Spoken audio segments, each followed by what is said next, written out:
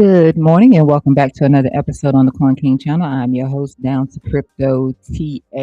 Bitcoin made a little bit of a move from yesterday's sell off. Looks very reminiscent of a bear flag. I think it's a little bit too extended out. However, we can say that this is a rising channel. We just came into some resistance here, and we've been trying to fight this resistance. Um, I don't know if you're looking to short or not. If you are, then that probably would have been your place to make your attempt at. If we get above that, then I'd be looking at 67, 865, roughly somewhere around that area right there. Um, Possible that we do get down here into this golden pocket. But if you recall where we bounced from the last time, we did double bottom that low, which I have right here. But if I take you over here to what's our weekly time frame here, so it's just the same area, the same level right here. The one that we broke through before when we got our push back above, we managed to hold this as our support level right here. So 65,502. That's what we're seeing our little bounce from right now. And if we're going to come down any lower, possibly the golden pocket. Golden pocket is going to be exactly where we have that point of control at. And then once we start to lose that, I mean, you know the rest of the story, right? So right now,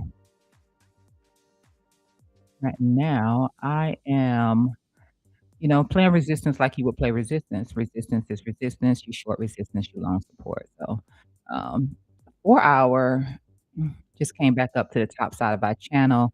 I do see the 4 hour again trying to get a little bit of development here, but you know, quite the struggle. So, overall, I'm just under the impression that we just stay pinned here for a very long time. We stay pinned within this wall here for a really long time. I shared with you what my thoughts were on, things like iBid as well, somewhere between 35 to 40 bucks, possibly staying pinned in between there. And that number, it tends to keep declining a little bit as far as where your downside would be. Uh, so, yep, here we are, resistance right here, 67,018 here on Bitcoin.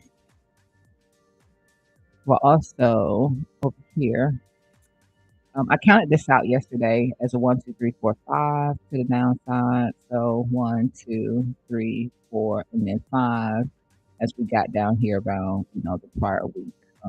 The prior week low in here. Got some liquidity down below here as well, of course. That's what we had to bounce from. So we got some liquidity down there. But my thing right now is trying to get that short in right here. Trying to get it in. It keeps fighting me.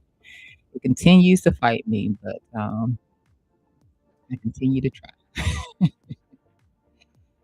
Continue to try. We're hitting the top side of the dynamic cloud right here as well. I ended up adding to the short position that I had from the 70, the short position that I had from over here. Yeah, the short position that I had from over here. I ended up adding into that position. And because I'd taken some profit out of it, it did drop my entry all the way down to here from what I added to it. And I managed to TP one more time out of this rejection. And then after that, yeah, it came back and stopped me out. So it's a fresh short for me. Fresh short attempt right here.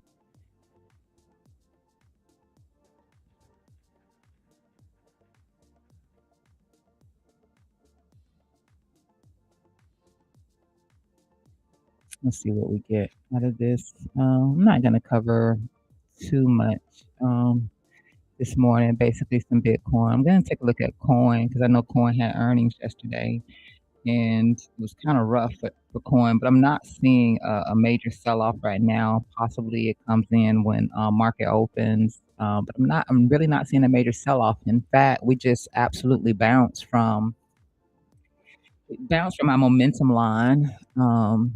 Here, but I marked out some additional stuff to take a look at. I am looking to accumulate if we can get to those levels on coin, but otherwise, I won't be looking to touch it. I'm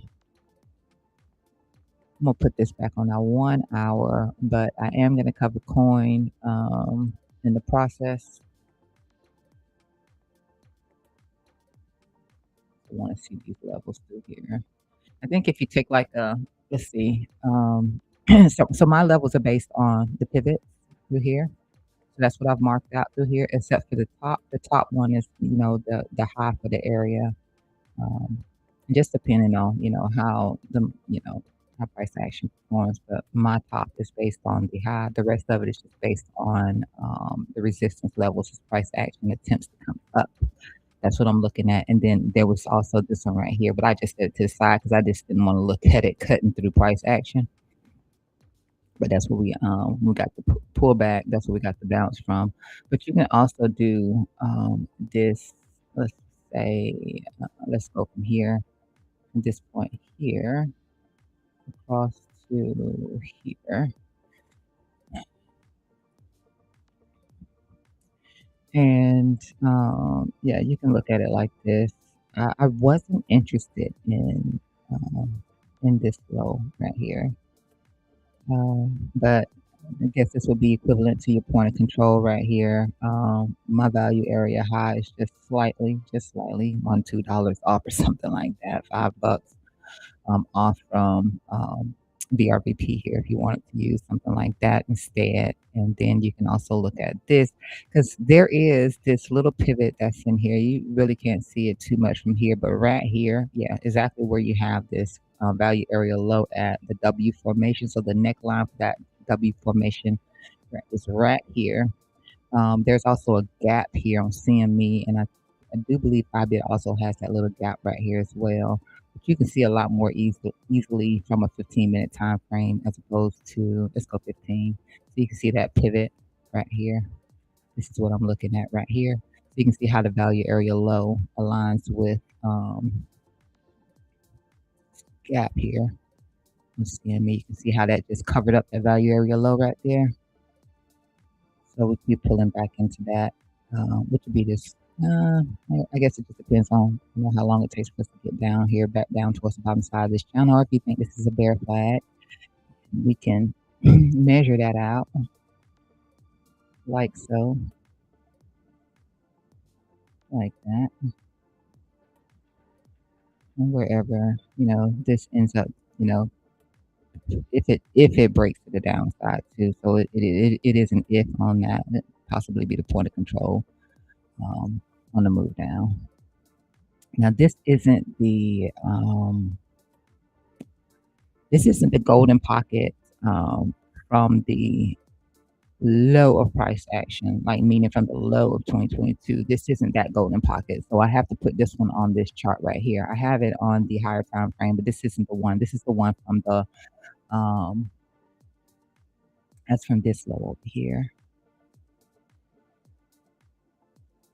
So that's from the $60,000 low as opposed to the 2022 bear market low, which that's going to be slightly below this point of control.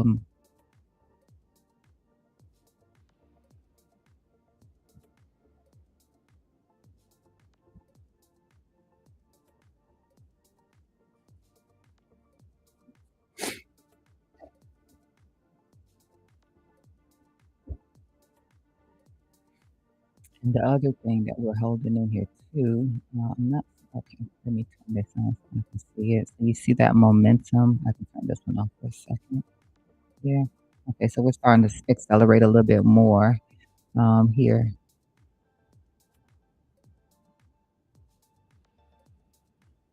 Starting to accelerate a little bit more here. But you can see this momentum line right through here. Been holding that momentum line too. So looking for that invalidation of that as well. But at resistance, if you were looking to take a short here.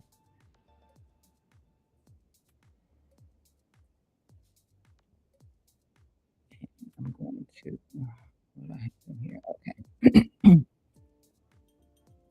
Put this back on the 1 hour. I'm going to turn this back on, but I will turn off indicators so you don't have that noise in your face.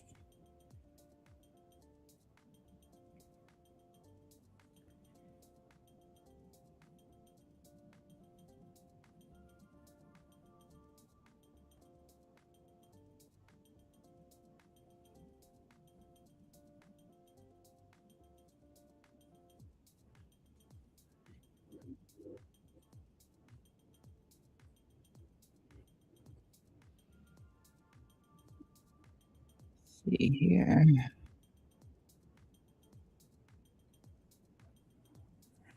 You have the same situation going on with Ethereum. If you were looking to short Ethereum, I hate when I have to get started and, some things are just kind of missed in the process.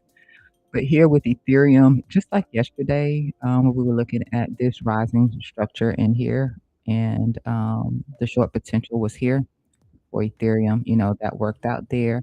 You kind of have the same situation taking place to here right now. So I'm just gonna do it like that. I think today is more so like I want to say a channel, but let's see.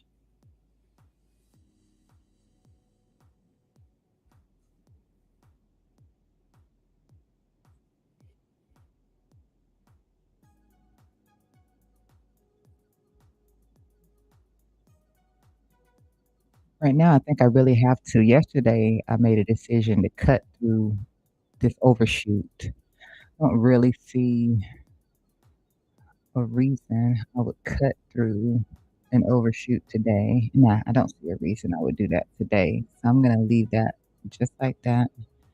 Um, maybe I could just, um, that would have been my second point right there, just like that. Yeah, so we'll leave that as that is. Let me just darken this in a little bit. Up, right on that.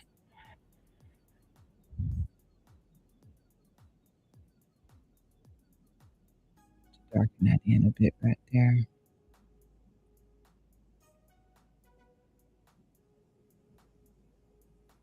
Don't really know how this would have been done yesterday because it's hard to call something like this. Like like somebody cut your pole. Somebody really cut your pole, and you got this. So yeah, it's hard to you know just yeah just leave that as is. Um, golden pocket bounce there, potentially coming back. Let me see. It had some numbers in here yesterday. This was our hopium here, but of course, you know how hopium goes. Like I told you the last 2 times we tried to do this hopium thing, it just didn't work out. Still not terrible. Um, um, here for that low, possibly back down to about that 1794 or something like that. Possibly. We're not really seeing, real strength come through in any move here on this daily time frame. We do have a positive RSI cross, as I discussed with you yesterday. And maybe we put in some bullish divergence and then price action actually goes here on Ethereum. But we know where we got our bounce from because, that was discussed as far as me taking DCA strategy. We talked about this low here. We talked about the 786 and we also discussed VWAP through here on Ethereum. So in the measured move that was down there. So SFP, I'm gonna just go ahead and go away with that. Solana, yesterday, basically the same through here. But we know Solana did manage, like I said to you yesterday. Solana, you probably have a better chance with Ethereum. It was a little bit more respectful to the situation, whereas Solana was getting above what I said on the swing fail of this top line right here. That could be a good entry point if you wanted to do something with Solana. Right now, my main focus is on Biddy, and we're really, really, really chopping this area in here. Like Bitcoin really wants to go from this area. I'm just going to leave that on here for people who feel more comfortable with that as opposed to my levels. Um, let's see, is anything interesting taking place in here on bubbles?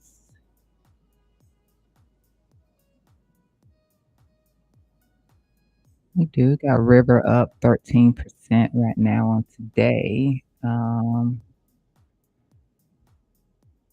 Let's see over here. Let's see any of the stuff that we were looking at before. I think most of that stuff started getting short.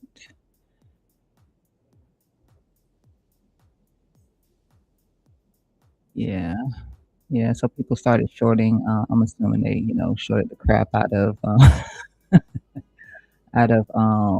Power and, what was the other? Pippin, yeah, Pippin only up 1% today. Let's check out the hour and see how we're doing. The hour. Okay. So, yeah, just a negative 1% there. Alright,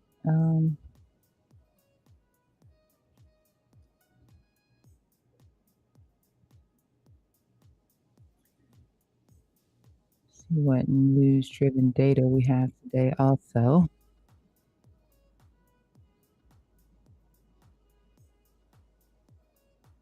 Alright, so today, just for your reference, I'm gonna click us back over here. We do have core CPI. CPI month-over-month and CPI year-over-year here is gonna be at 8:30. So I'm gonna stick with you until 8:30, and then I will be departing just to get that data and kinda see how we react, around it. Um, and let's go ahead and get this out of the way here too.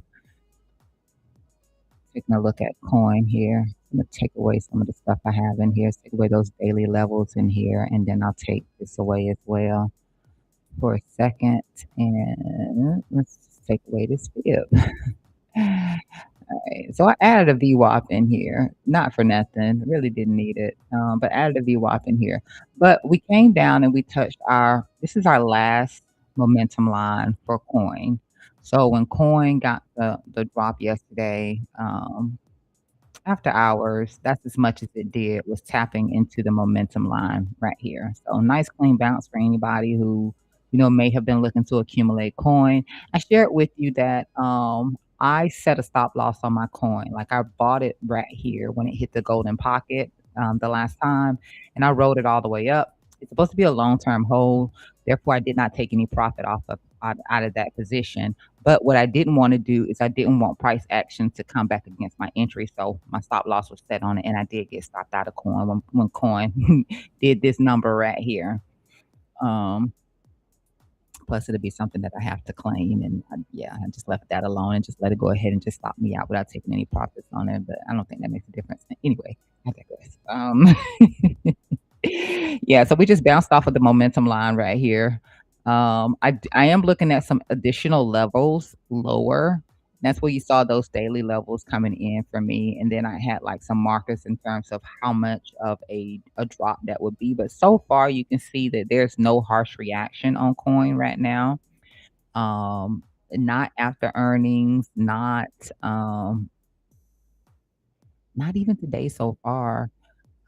But you can't really, do futures or anything like that when the market is closed. Like you can do spot trading and stuff like that. And I actually I set a limit order here and then I deleted it because I just want to see how the market responds to this first of all. I want to see how the market responds to it before I take anything. Now I did set some limit orders for lower and I share that with you now.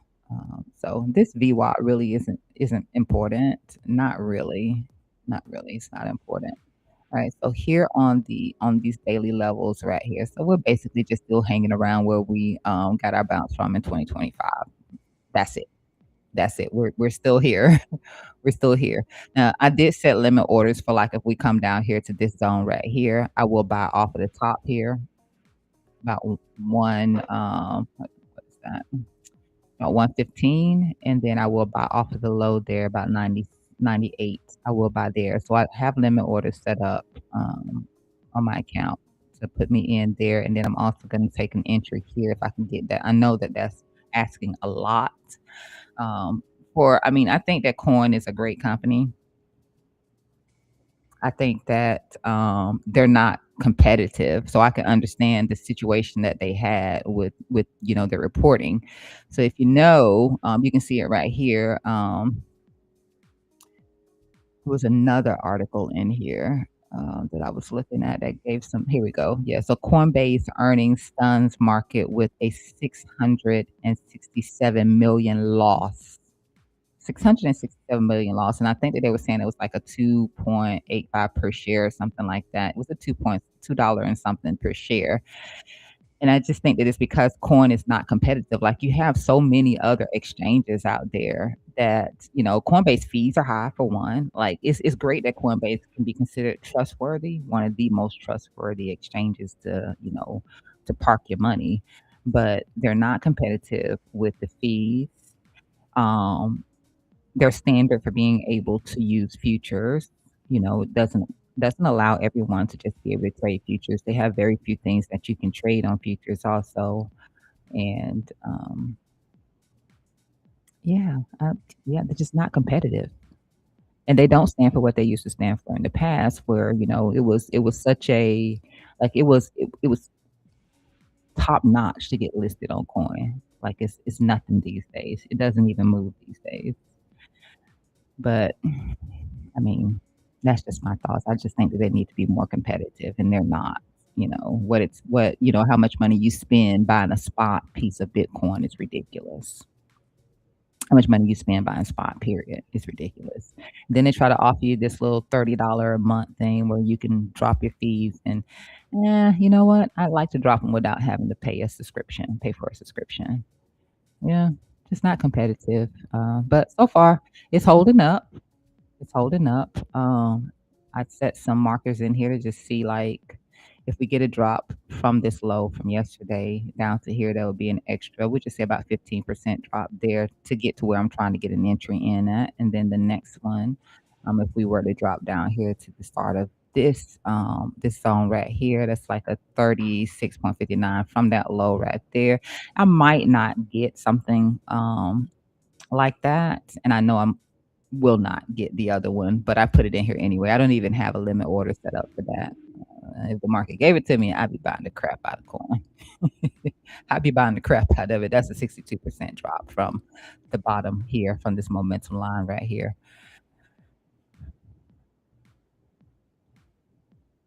But the way I'm gonna do this is I'm either gonna be late to buying, which is okay. I'll be late to buying if that was the low here for coin and it's not, and it's already been priced in. The expectation of what, earnings was already priced in, and we're gonna go from here. I don't think we'll move up too fast, if even if, that is the low. I think we would chop in here a little bit or something like that. But that is coin. That is coin. Terrible. Terrible, terrible. Do got some bullish divergence in here. Let's see if that holds. So you can see the bull div through here.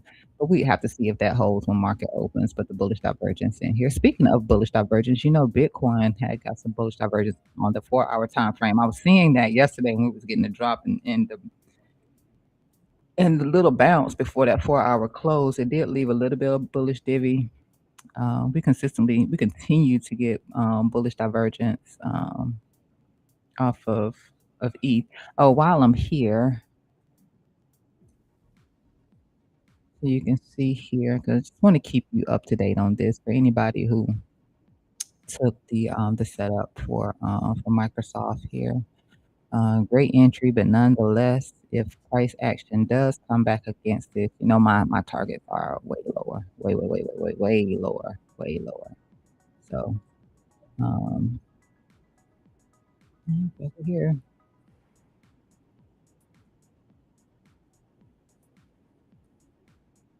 All right, back over here with Biddy as it continues to hold the line. It continues to hold the line.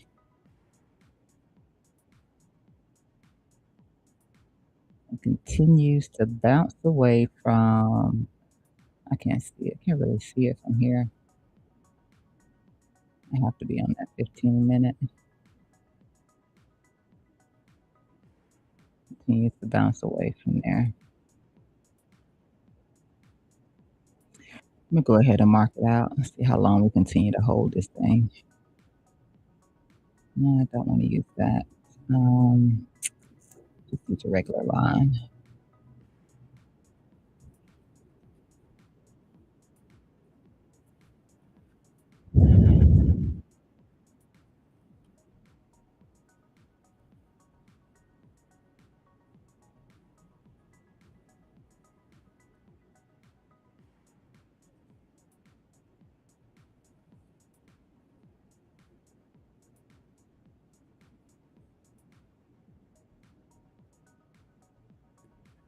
I was looking at,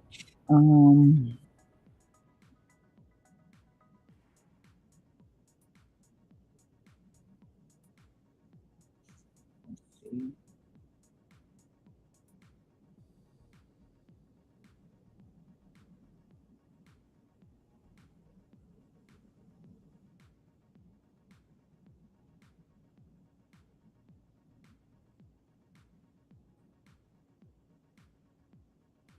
Yeah, so for I bet the sentiment is still a little bit bearish. I mean, you can see from the long-term view again, from the long-term view, accumulation is happening. In the short term right now, you do continue to see the bearish sentiment. Like, you do continue to see open interest increasing, especially right now, open interest is increasing around that 37. Hold on, let me see, 37, actually 35. So open interest is increasing around that 35, um, 38 still, and it's declining a bit around that 40. So, today's Friday too, so there's some expiries happening. But I noticed we weren't getting down there, um, towards that 35 because I marked that out. You even have some, let's see, you got some fresh open interest increase here around 43. So we do have that now. So that would be, implying that price possibly at some point to get a push up there towards that, which I think that might have to do with that gap we have in price action also. But if you're here, when you see this, it's very common. So very common, but small gap there on iShare. There we have this gap down through here. Not really familiar with how gaps feel on iShare though. I don't really see it. Oh, and I'm on this wrong screen, so let me go on the one that I usually use, which is going to be this one that I usually use right here. So you see, I set an alert around 38 because, like I said, you can get pinned around that price action right there. Pinned around 38, pinned between 35, pinned between 35 and 40 is what I'm looking at. But right now we're chopping into resistance in here around the $38 strike price. Still the second largest strike price for IBIT shares. Still the second largest, and you can see that here. This hasn't updated, but you can still see it from here. So here's your 38 right here, and you can see how it's still the second largest strike price right here. I'm starting to see this right here get a little bit more interest just day over day, just looking at it. It's getting a little bit more interest in here, and then we didn't have this much interest over here before, and that's around the 43 right here. And then when I take a look at, um, let's see, yeah, that's not going to show up over here on this other graph. Um,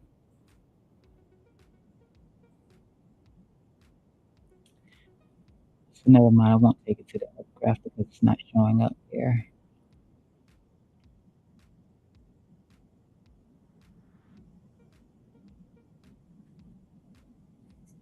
Mm,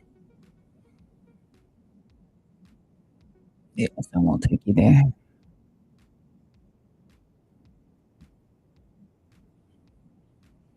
Right here, you can see that little gap, that little common gap in here, a little bit easier here off of CME,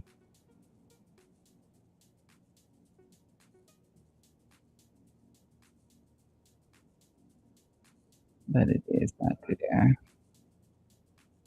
So that's around that high that I mentioned to you, that neckline where that value area low is located at. So that's that. We can stop chopping this top right now. If we can stop chopping the top. But right now, we're hanging in there. All right, looks like we might have, let's see, a little bit more progress. A little bit more progress here.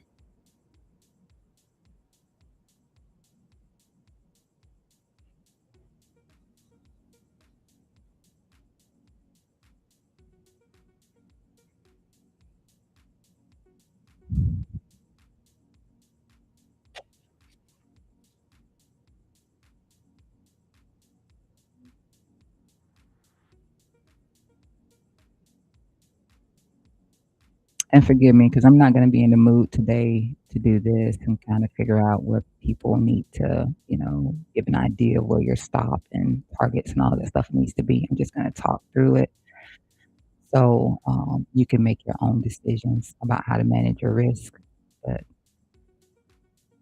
we will be looking at support and resistance areas through here. I don't feel like doing that because I don't know what I'm really gonna do sometimes.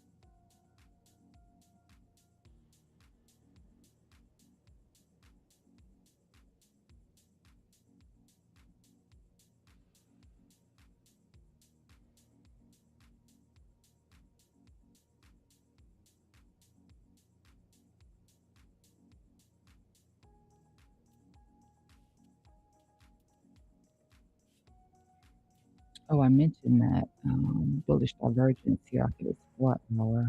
Can show you that, right? So, um, you can no, yeah, you can see it from here too. So you can see the divergence, bullish divergence here between this low and this low right here.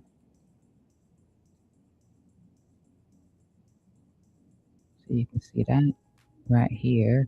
But as this starts to come up, because this cloud is all the way up here, you know, the bear deals would come a little bit easy, but you do have a regression line across here as well. So I'm looking out for that. I'm looking out for that regression line. I'm long, so I do have a long off of the lows down here. I have a long off of the lows down here off of that weekly level. Do have a long in here off of that, and I do have the short position open. That's we're fighting this area right here. But bullish divergence here is what you're seeing. You see it off of the RSI as well, which looks a lot like this right now. So even off of the RSI, just increase that, you can see the low is here, and then the RSI is a little bit higher right here. Also on volatility, you got a higher low here off of volatility. You also have a higher low in here off of directional trend in here. Still flat on MACD, but they're still kind of close together. So we'll see. There's a regression line across here. Trying to flip RSI again. I don't know. I don't know.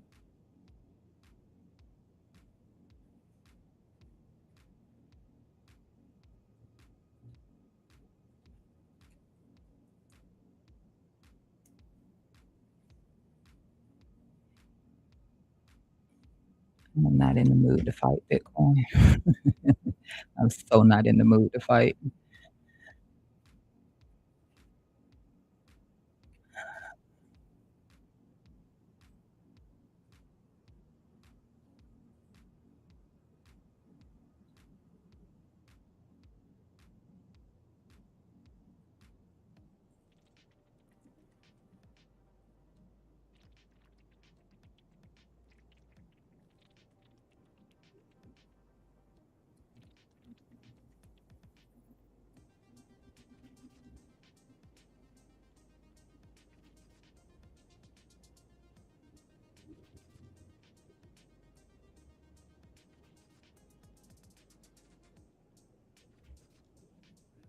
MACD is, look at that little candle. Oh, that's Ethereum, my bad. Try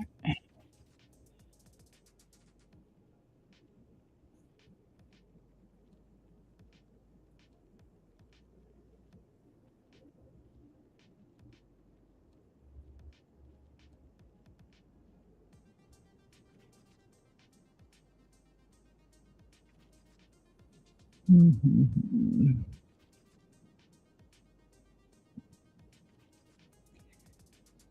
Don't you just want things to be easy? I just want it to be easy. I hate being in a position like this and then it's chopping my position. I really hate that. Like, I just want it to be easy. Like, we're here, just come down. Just come down. Get this over with. But it doesn't wanna do it.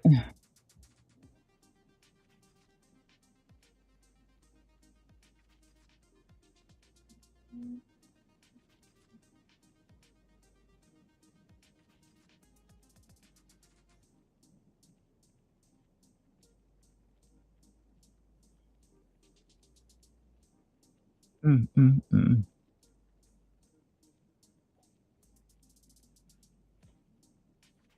Tell you what I'm gonna do. Just gonna think.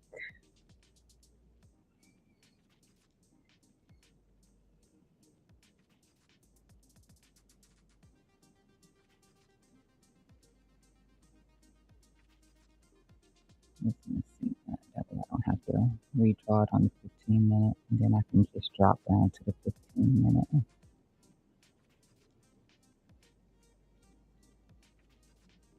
Move away from this time frame.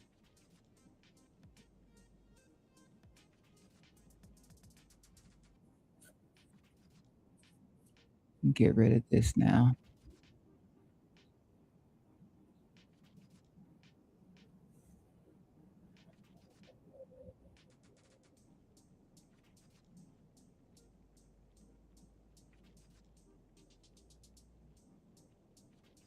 Check liquidation heat map. Where is that? Where is that?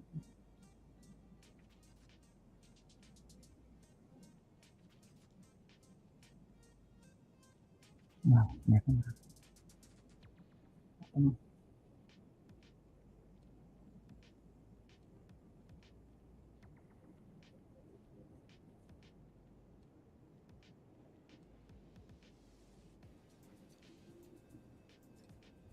I'm really hoping they wanna come back, or I'm really hoping they wanna come back for that,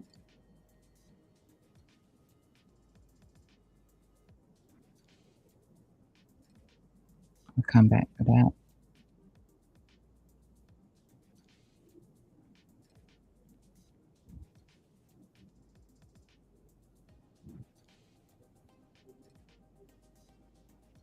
We have, the liquidity that we have below us. You can see the liquidity from the semi-equal low right to here. You can see that. Um, and so we got the bounce off of that weekly, our weekly, well, that weekly level right here.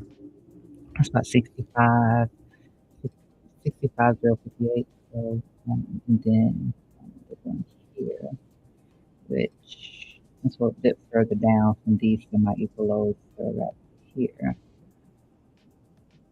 61. That'd be great.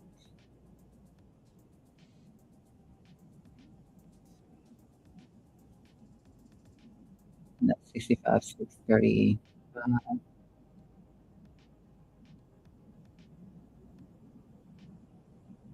And then the liquidity that we have up above us, which this is the one that I'll be looking at, that's 68, 7.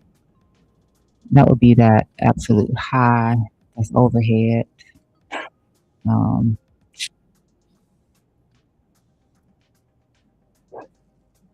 that would be taking out this high over here.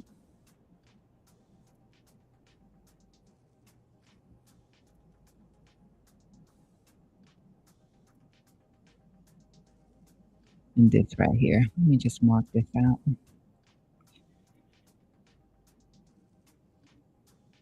I don't know why I'm thinking we don't do this first, but I mean, I have to be willing to cut the position if for some reason this did the absolute opposite today.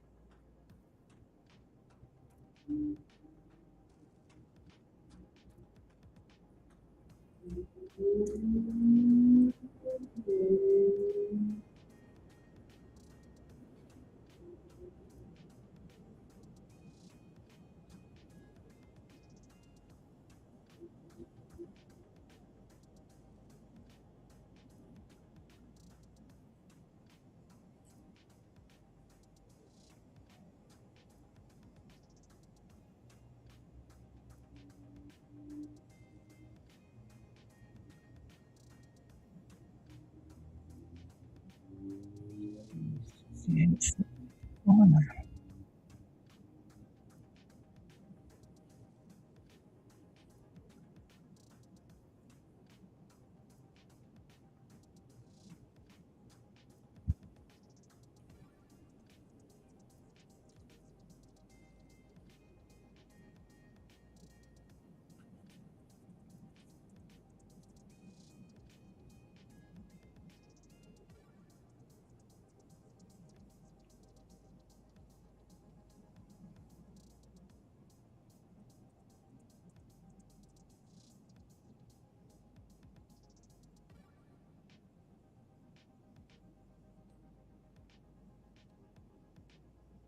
I'm not gonna leave this on here. I just wanna.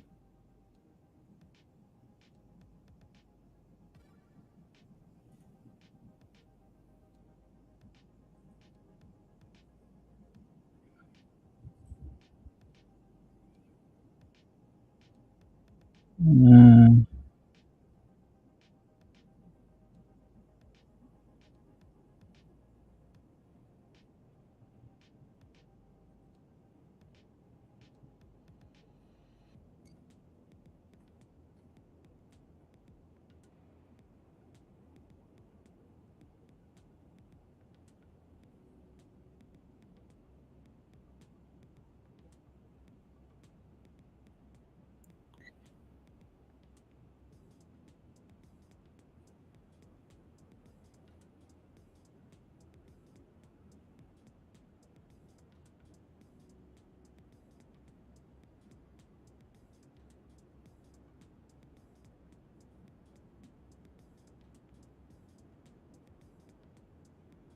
we keep chopping this. The more you knock on something, the door opens. So I hope we quit hitting it and just finally really reject from it. But we keep chopping it.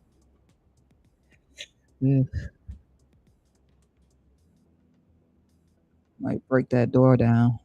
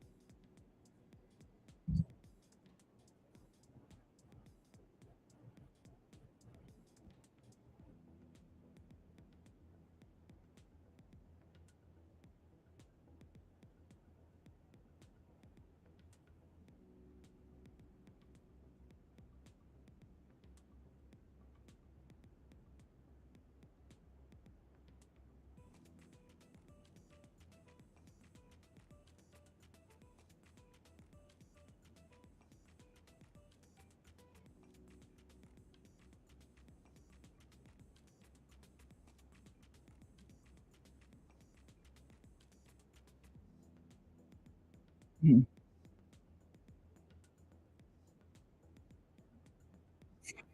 That's also where you have like your 200 EMA. Anybody who whatever it is that you use when you're trading, you have your 200 EMA there as well,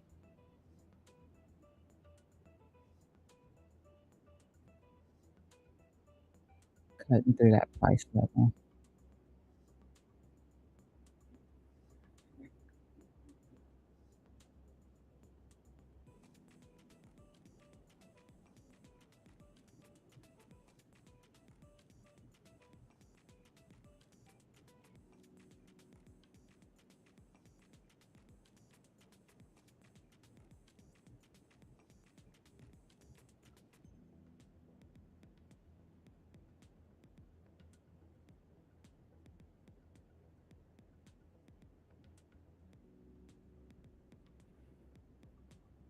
If you're on, because I'm really waiting for the 4 hour, to be honest, to shape up.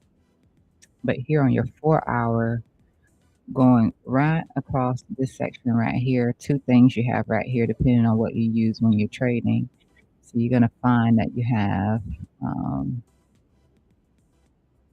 you have your 10 and your 20 there. Um, just right through here, and you can see how you're not getting any sort of a cross up between that 10 and that 20, like price action or break above it, but you're not seeing an actual cross between the 10 and the 20 at any point through here, except for to the downside. So that would be your change of behavior if you ever see that cross up happen right here. That's a change of behavior for this 4 hour time frame. That's something significant. I'm always big on change of behaviors. You see that, then it classifies as something, as something through here. So if you're using EMAs, watch out for that. If you're using your Bollinger, you're basically tapping out around the 20 SMA. So, I mean, you can use SMAs as well. In this case, I'm looking at the Bollinger Band. And you can see how the 20 just kind of runs slightly on top or parallel to this top side of this trend line right here. You can push this out if you prefer to be more in sync with the Bollinger by doing something like that.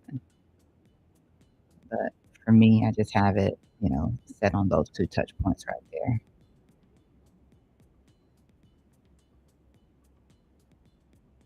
And so I just marked out this little level up here, 69.9, kind of close to what I was looking at on that lower time frame. And the only reason why I marked that level out, aside from the fact that it was, this is starting to squeeze in a little bit more here. We're starting to compress a little bit more with the Bollinger Bands. But just you can see resistance here, support right there, and then resistance there. So it just made sense. I just happened to like that just because of that, I can see the price action reacted to that, even right here, you know, big reaction to that.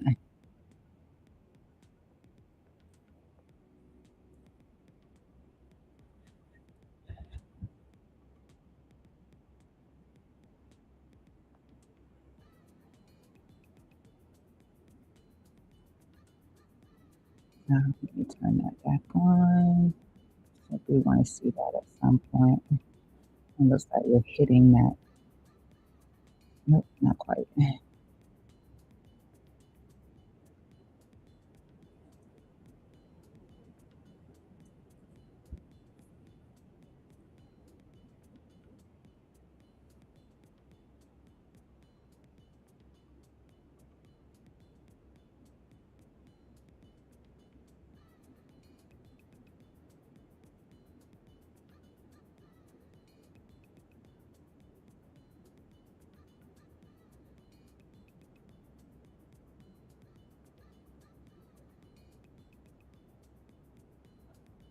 Let's see how much of a stop that is. Oh, short. Let's just say you're shorting this area right here.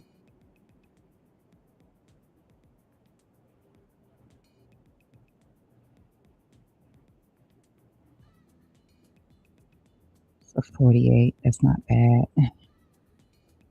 Let's just say we get into the liquidity right here. That wouldn't be bad to look at it like that.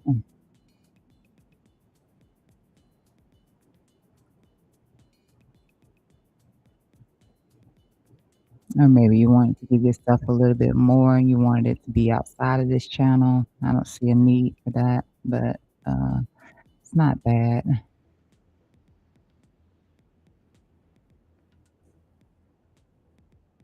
48.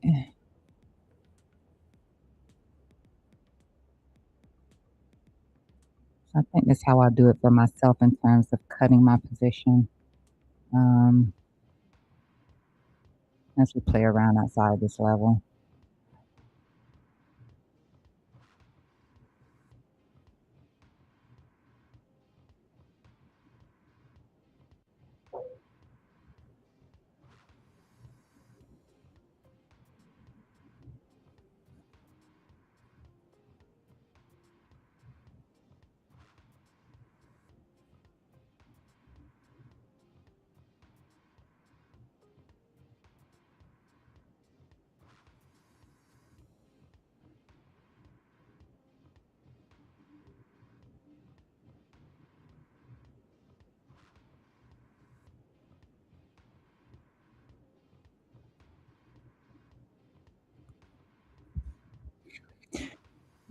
boy.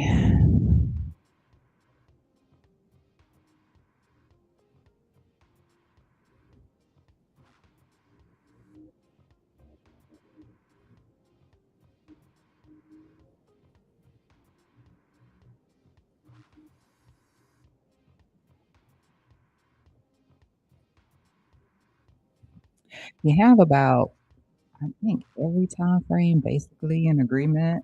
He just had the one flip off again, 1 minute, but most of those time frames are in agreement. So if I'm looking at, um, where's my little indicator?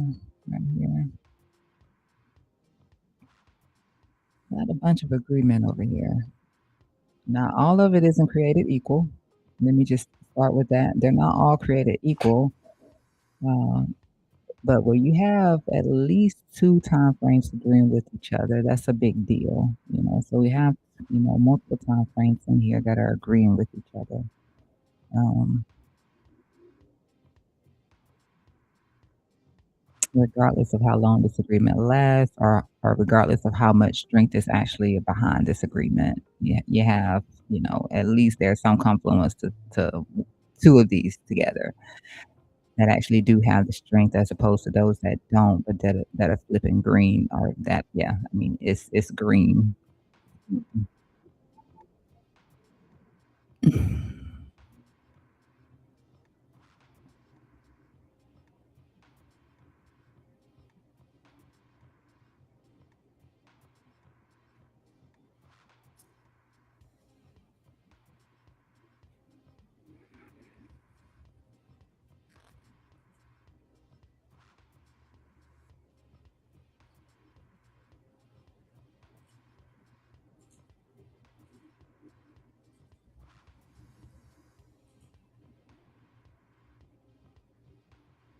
Okay.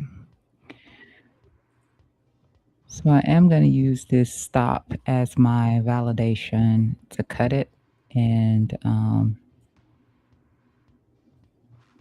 then I just have to wait um, for the next best entry to take, or for something else to show up in the chart that suggests that I should take another attempt at this because we are breaking above this resistance a lot more than we were before.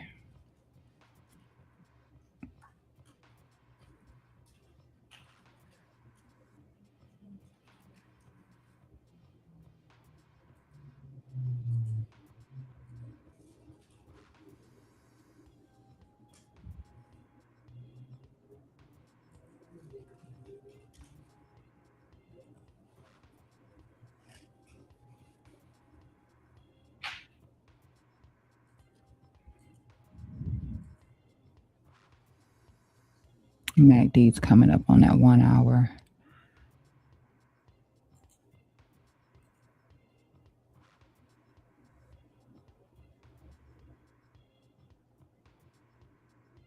I still see this as being bearish.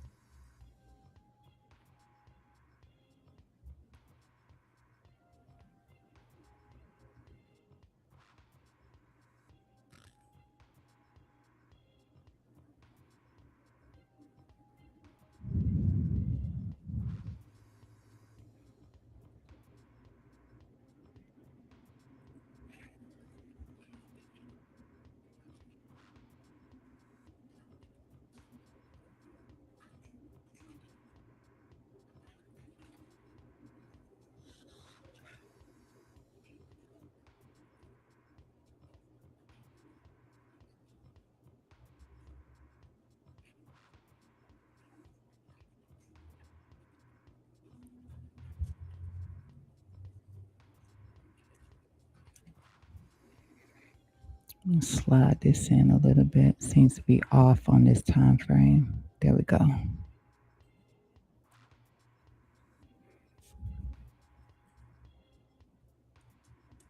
No, it seemed a little bit off over here.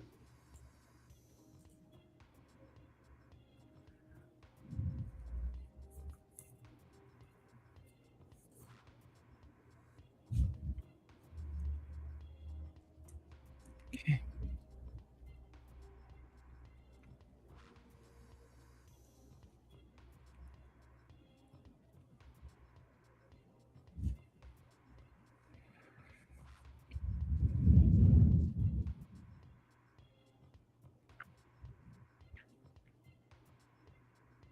I got excited yesterday when we got this push out right here. On this push out right here, we had some some bullish bias on this drop right here, and that dropped us into the 786. So I took that long right here, but it ended up fading really quick. But we did have some bullish bias in here as we got that drop there. So you can see the reaction and then the push back up. But yeah, like I said, it faded. It's like I hope this lets me hold it, but it didn't. And yeah, and then we just did this cascade out of the low, and we had this little dip in here, and that made me excited about, you know, that taking an opportunity here, taking a chance there.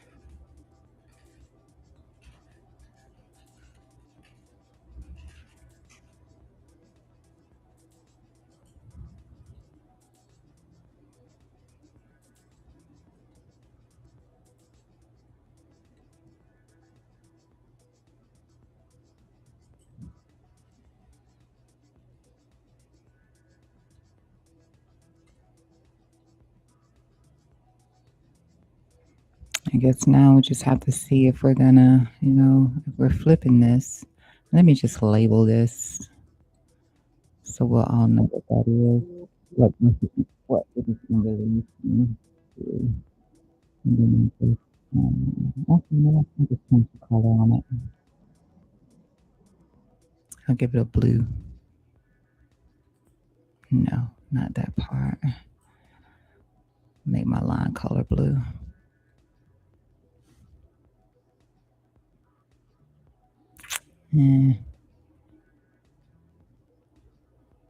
Girl, just right on it.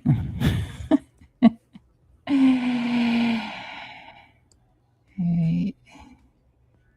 So you know that that is in relation to the point of control as well.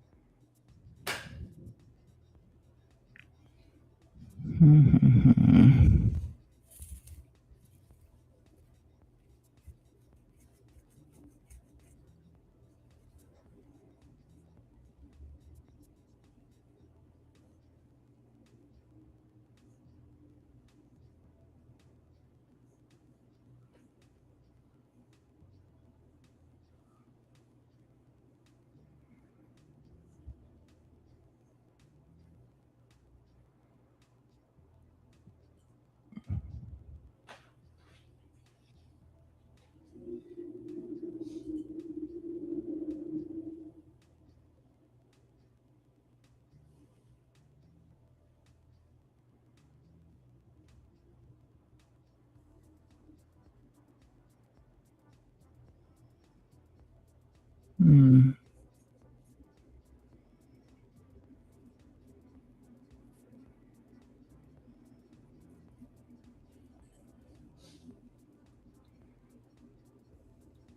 Put something on over here that makes me feel safer.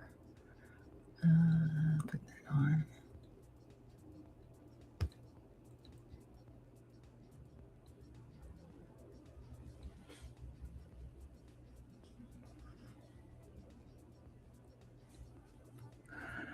The only bearish divergence I spotted with that was in the strength of this move to the upside. But like I said, when you keep chopping something, you're bound to knock it open. So I mean, it's a high probability at this point that stop loss can get tapped. Um, but what I was looking at was between here and here. I didn't have the same depth of strength right here. Did not have the same depth of strength. So, and even well, this is creating some bullish divergence underneath on this volatility. So we are creating some bullish divergence there, even though you can see the bear div through here. You still have, price isn't making a lower low, and therefore you would focus more on the bull divs.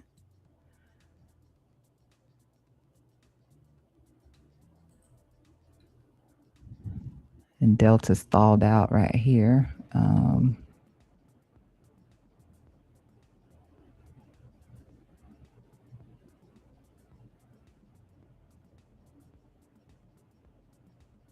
Hopefully we get more so something like that. If you are looking to short, hopefully it's more so something like that. And you see how the same way we put in that lack of strength on this push up right here. That's what I'm eyeballing right here. But does it come through? That is the question. Does it come through? Does it come through?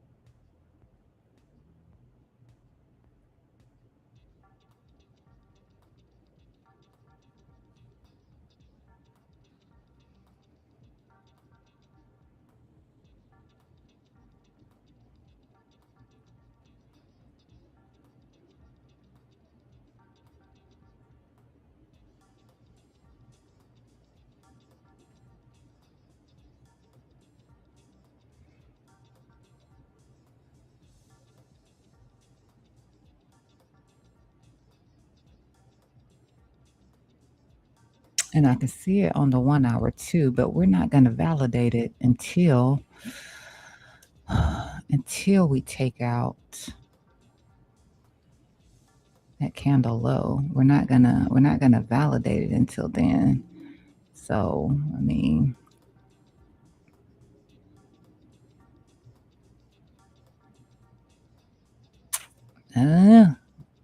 forgive me for the tea smacking. Forgive me for that part.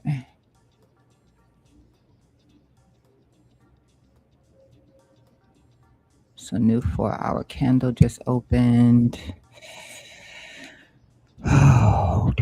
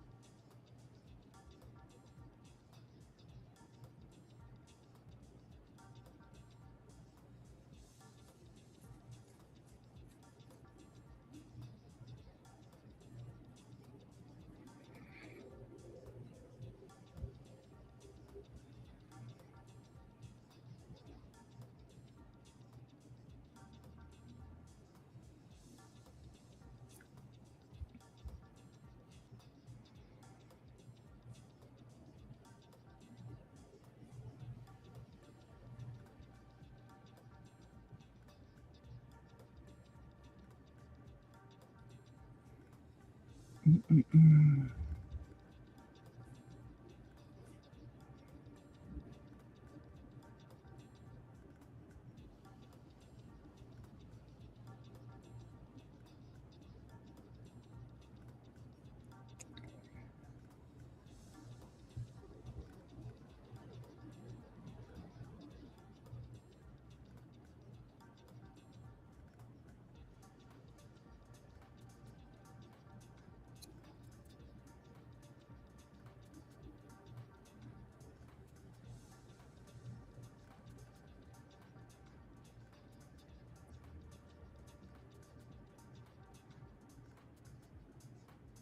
Question now is, did we just flip that level? Did we just flip that prior resistance into support?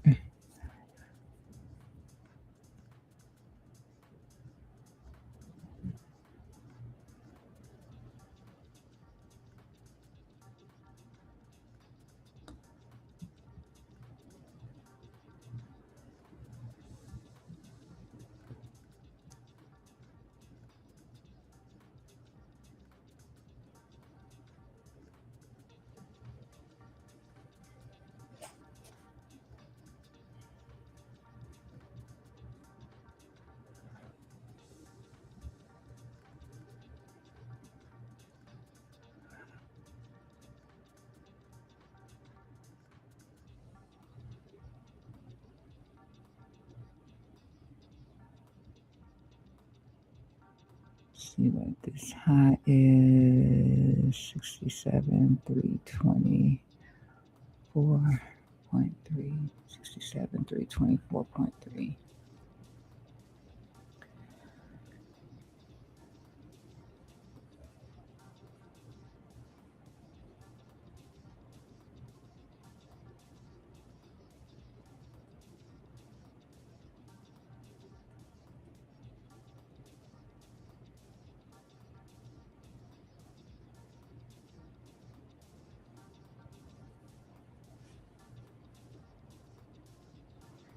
I will say to you, whatever your risk management looks like for you, my stop loss is set in place for this high right here, which I just used this candle high right here. I'm using it off of Blowfin. If you're trading on Blowfin, that high for you is going to be 67.3. I put 67.325. So a little change off because I think it was, let's see, it's the high itself is 67,324.3. So I said if it's 67,325 to be stopped out, because in that case, I think the 4 hour may actually flip or have a change of behavior at that point as well. Um, it looks bound to, but uh, that still remains to be seen. It possibly could.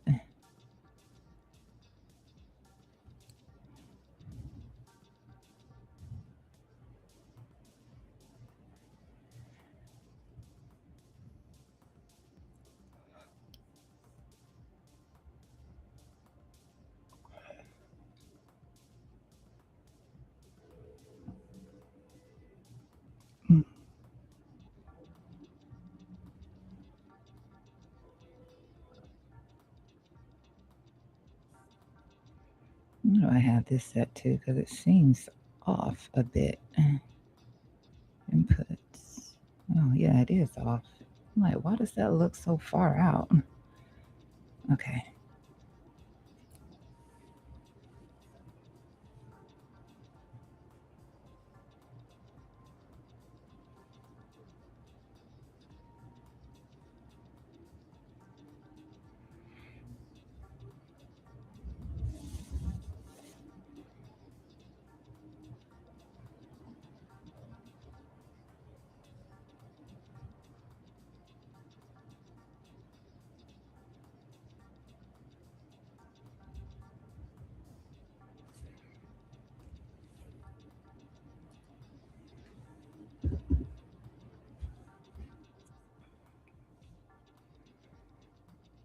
Mm-hmm.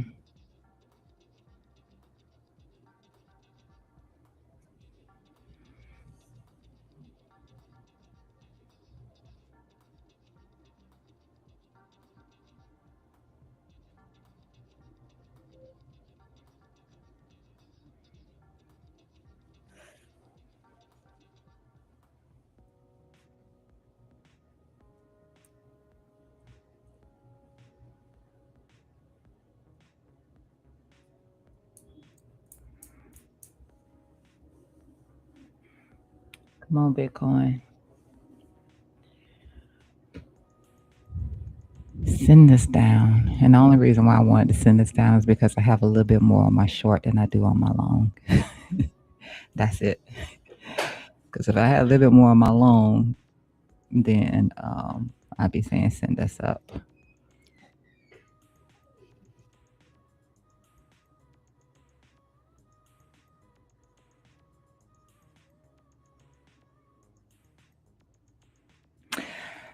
Oh boy.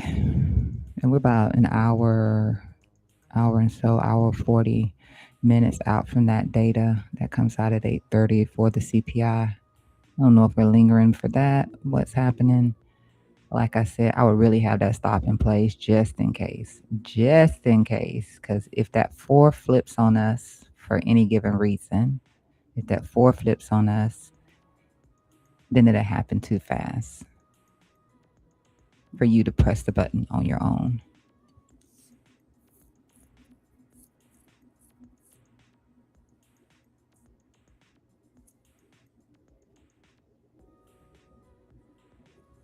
And, losing is a part of trading. Losing with risk management is way better than losing without risk management.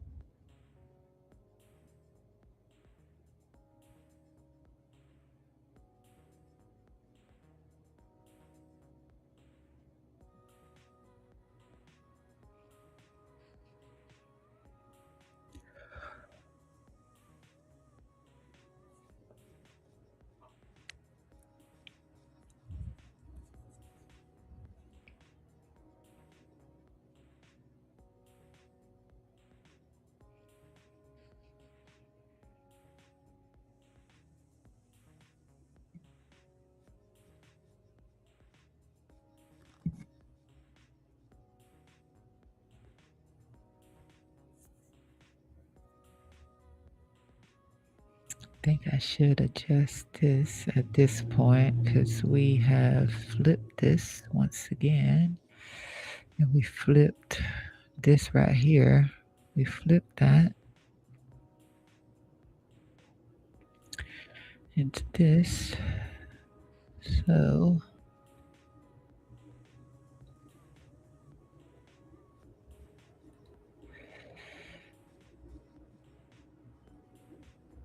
only other flipping I can do would be that. I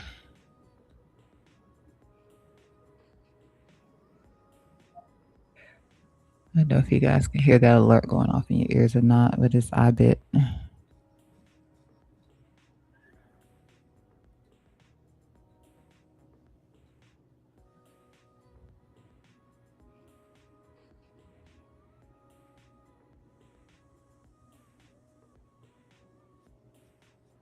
Every time IBIT chops 38, that alert goes off. Let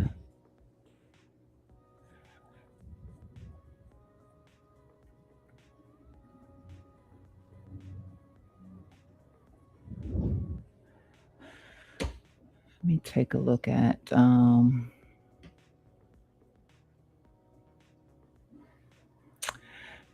gold while we're here. And yeah, as long as it stops in place, there's really, no sense in hanging out over there. But here with gold, what we were looking at with gold.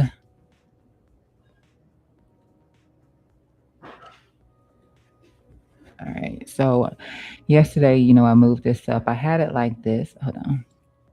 Not that.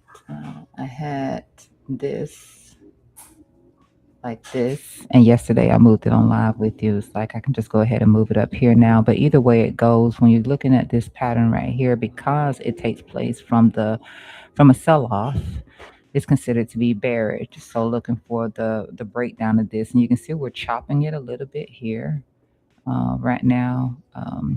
You still don't have any follow through. That's like the main thing right now is there literally isn't any follow through on the drive to the downside. Now I am not short on gold. I am long on gold, but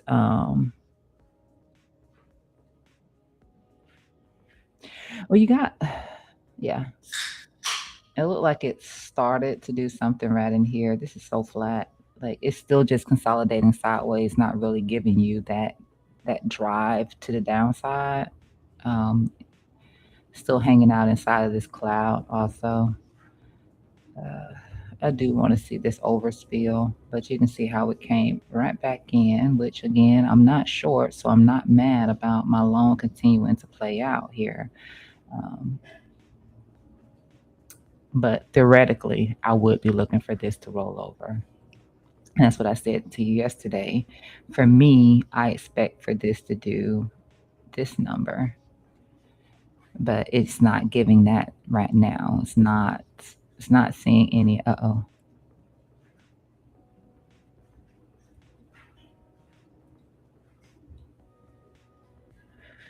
just not seeing any strong follow through on a move to the downside. So losing it's 48.80. Losing 48.80, is important. Losing 48.80, yeah, it's a big deal. I could take this away just to not have this cloud on the chart because all you're looking at is if you draw like that.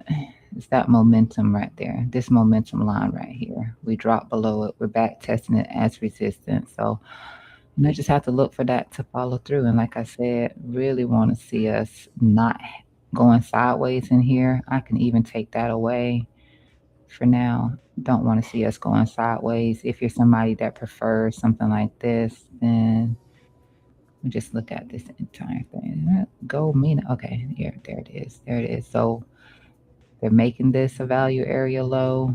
I think that also lined up with, yeah, that lined up with my cloud. Rather close anyway to the bottom side of my cloud. And the, yeah, value area high is a little bit lower than my cloud. But yeah, you really want to see it lose that. Really want to see it lose that. Um, I'm going to stretch this out because I'm looking back towards this momentum line or this zone right here, like where my entry came from. That's what I would be looking back at. If this formation, which, like I said, since it takes place from the low, it is considered to be bearish. If that works out, just no follow through. 0, 0, 0 follow through. You had the like I'm looking for another break here to the upside, but right here, like right here, you had like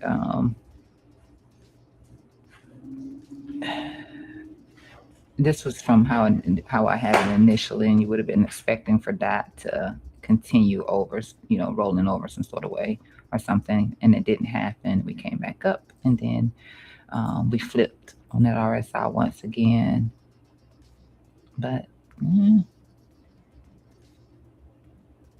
even got no, nothing there. Maybe it comes up one more time, puts in a bearish divergence. Maybe that can be the hopium, because right now it's just not getting that follow through, which is irritating for anybody who's trying to short it. I know it's irritating.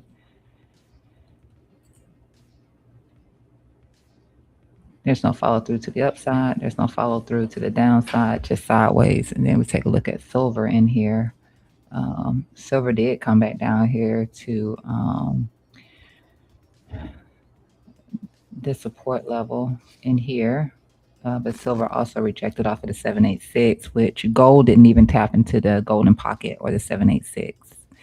It front ran it. So maybe somebody wants that.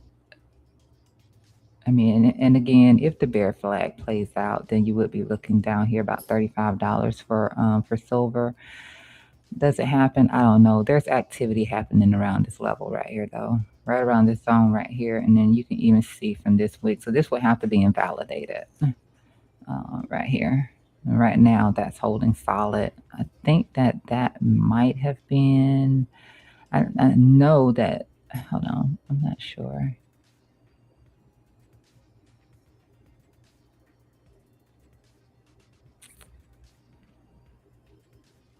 I'm not sure if this was where we got the 400 bounce or if this is where we got the 400 bounce, but nice candle. I see Bitcoin trying to move back up here a little bit. I want to make sure it's not flagging out because it's starting to look like it's trying to put in a little flag right there. So I'm going to jump back over here on Bitcoin because that's where my money is right now. It's not in silver. It's not in silver.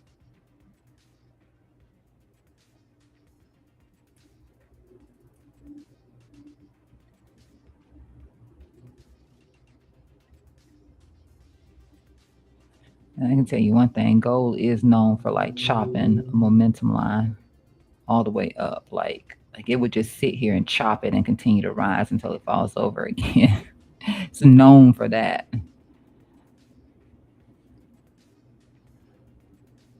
All right, let me see. I want to make sure we're not flagging out right here. So we drop down to a lower time frame. We drop to a 3 just so I can see what's happening right there.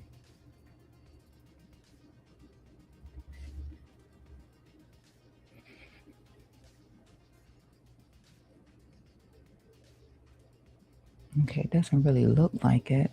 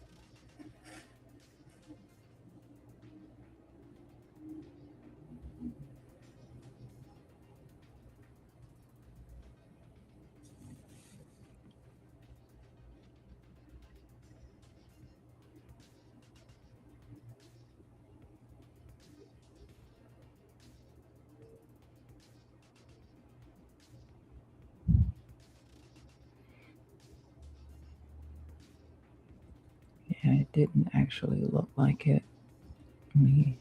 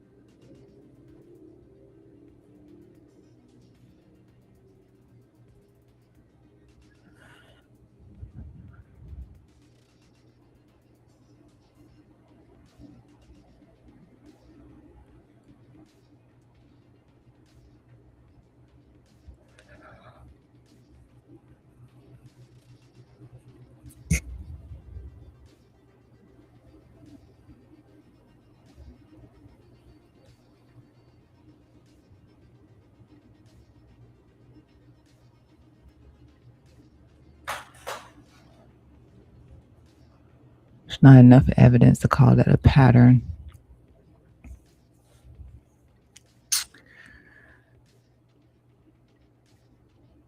Why does it feel like this line moved?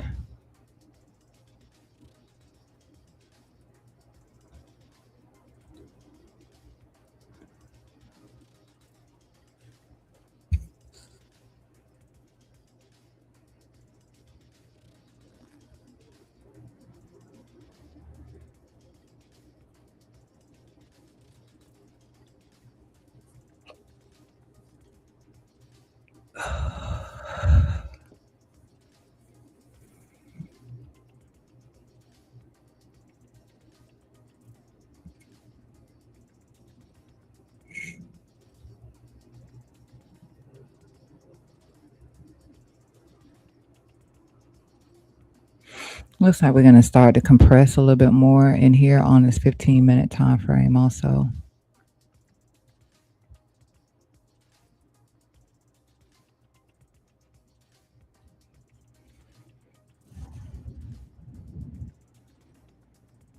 It's ironic that it's happening about an hour before we get the news data too. That we're, seeing some sort of compression starting to take place.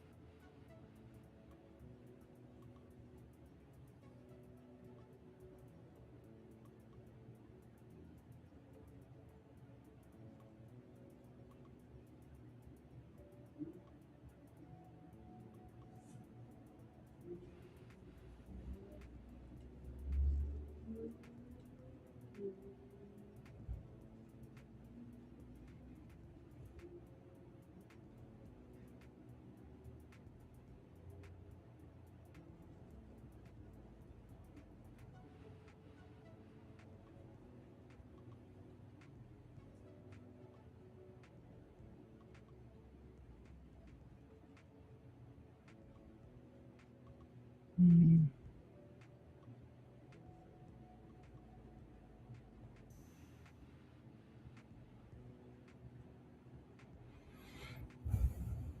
Should we put this down below here?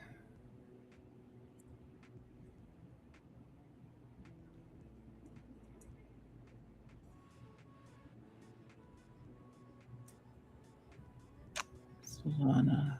Take a look back at Ethereum here and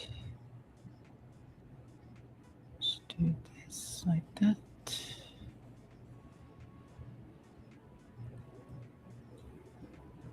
Like that.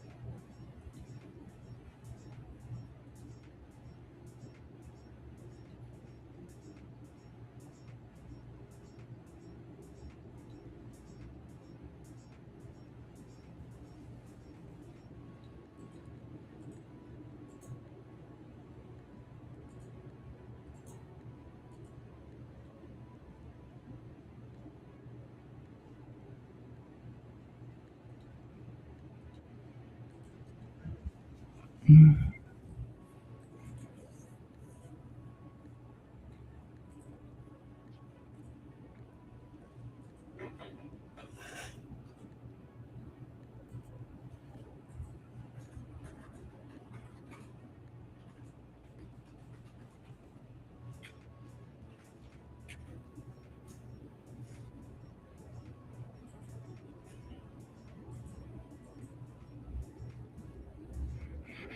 Mm-hmm.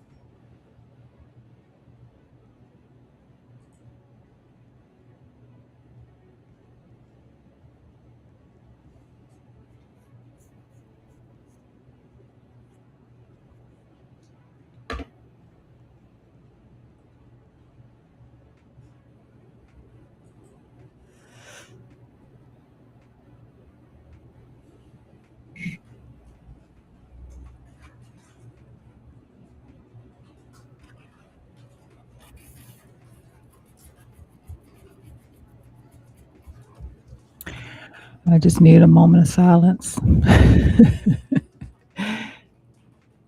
to really think about this chop.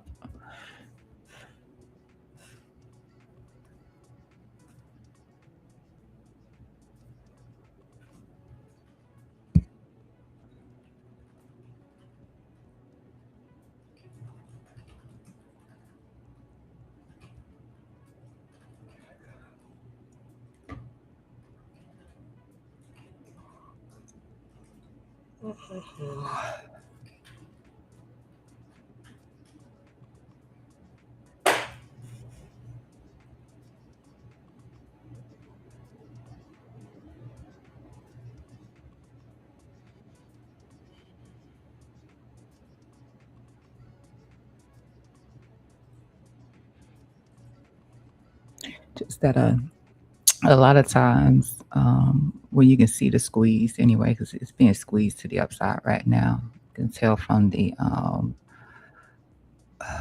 bullish and bearish bias here, like bullish underneath, bearish above right now. Especially if we try to push up again right here, we'll have another little bear div. While not showing on the RSI, is showing in other places.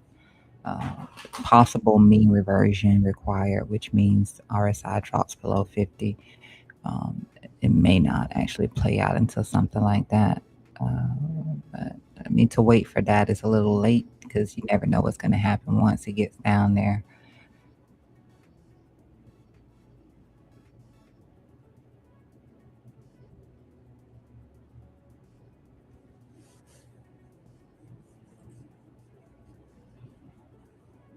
If, excuse me, if it gets down there too.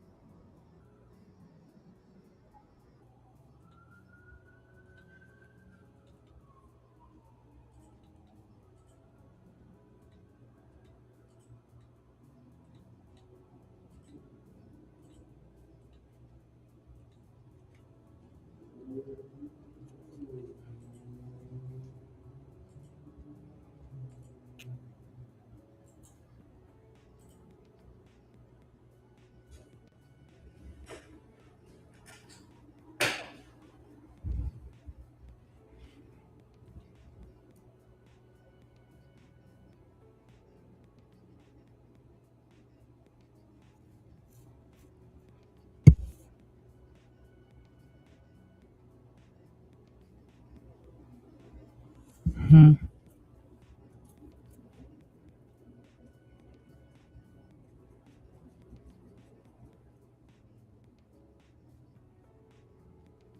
I'll tell you one thing, and I'm not. I know I'm still talking about that 4 hour.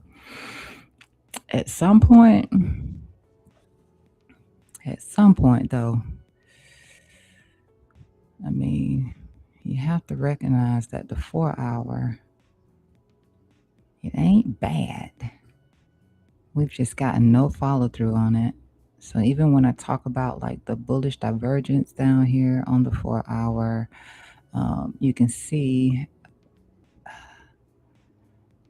Actually, that's why I say if something pops off on this 4 hour, it's going to be aggressive. It has to be.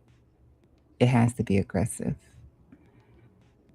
to take out that high. It has to be, because if it's slow, it'll put in some bearish divvies right here. But I would think it has to be aggressive through here.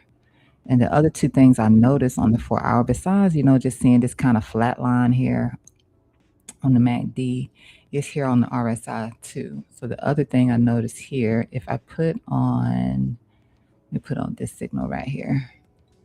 So down through here, we've been holding. And this has been our support level down through here. This would have showed up long before drawing some sort of a trend line on here. So this would have already been in place to show you, hey, you might support right here. Supported a second time right there. Not just with that, let's take a look here. We'll put on these other moving averages right here, and you're going to find that we're holding that also. So I can turn off all of this right here, and you'll see this one right here. We held it here, bounced. We held it again right here, double bottom or tweezer bottom, however you want to read that here, what this weekly level is located at. So we have a moving average that's aligning itself, like supporting this area down here. That's noticeable. If I put this one on, you see this one has already dropped down below it, which this would be your 200 right here. So you got your 100 here and you got your 200 right here. They're all positioned below it. Now, what I always say is, as long as this is sloped down, then there's a chance that price action can't come back into it. So that's lining up with the golden pocket of, this low to that high right there. So as long as it's sloped down, it's possible, even if it's just a wick. Like that's how you would probably know that if price shoots down through here, it might leave a wick behind and get a fast reaction off of that level down there. So then let's go on to this one right here, where you have your 50. So your 50 is positioned parallel to the trend line right here. And it still turned to the downside. So you're not actually getting follow through here on the 4 hour time frame, but everything is set up that this bullish formation, which is a descending channel, anytime some price action is descending like that, the masses of the time it's going to be a bullish breakout to the up. But you then have your 50 here, 50 above the 100, 100 above your 200. So it's in numerical order there as well. The only thing that's giving is the fast reactions. So when we're looking at your faster reactions, like your 20, it's in between. It's in between here. That's not in numerical order. So it's in between here. This is validating the consolidation. That's what that's doing. So that's validating the consolidation within here. The 50 is validating the resistance across the top side of the channel. And then we have the 10 right here, which is giving us these moments where we see the bounces up, the pullbacks and bounces up. So both of these together are giving us our consolidation through here. And then you're going to notice how we have a cross right through here. But that really does nothing for me until we are in numerical order, which means this crosses out above this 50 right here. 10, 10 and 20 crosses above this, which, like I said, you could use like your EMAs as well, because your EMAs haven't done a cross period. So that might be a little easier for you to just look at your EMAs and see when your EMAs might actually do a cross. But this does validate the consolidation through here and the potential of this actually getting to break to the upside. That's what this confirms. This is going to break out to the upside at some point. It's not getting the follow through right now, but it seems damn close. It seems damn close.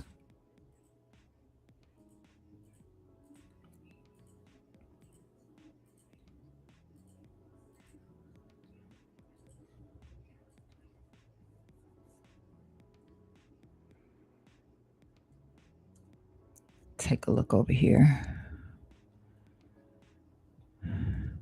And I just did this the other day. You really don't have to pay attention to that line right there. Just something that I did. Let's see. Let's look at EMAs over here. I mean, you can see the 5 through here, the spread through here, which doesn't stop price action from moving. It really doesn't. But, peacock feathers are down. Wings did flap to the downside.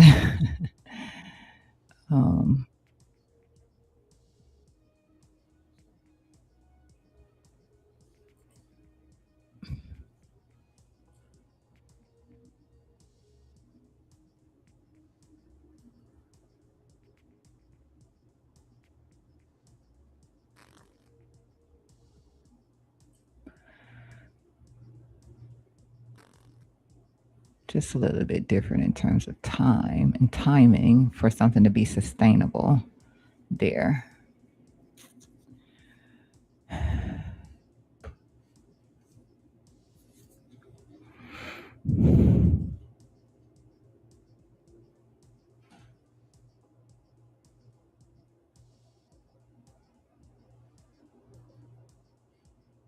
I don't think that we go outside of this zone, though.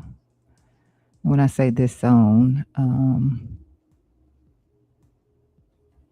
maybe not below this 54, say 55 right here. I think we stay somewhere within here, eliminating this for now. Eliminating the chances for us to hit that for now. So while I don't have this drawn out over here, let's just do this low for now. All right, so that's our 786 that we're kind of holding. I'm just going to delete that. I really didn't need that. But, I mean, we already know about our low to there. So that 54, I was just saying, I don't think that we come outside of this right now.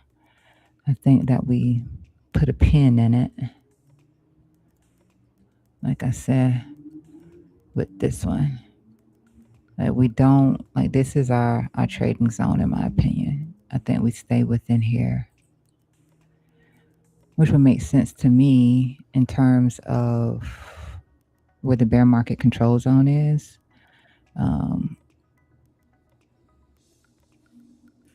So let's say this isn't going to follow me. These weekly levels are not going to follow me, but the golden pocket will when I come over here. I don't have one right here for what? I think I put this in here for some other reason. I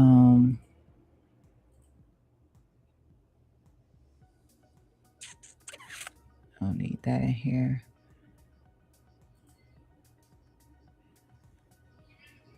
I really don't need that in here.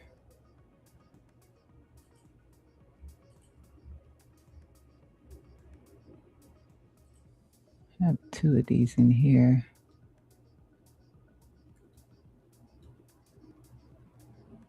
Don't know why.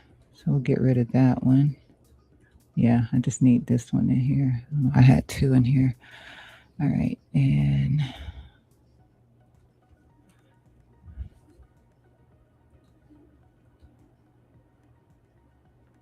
So that would make sense to me, even though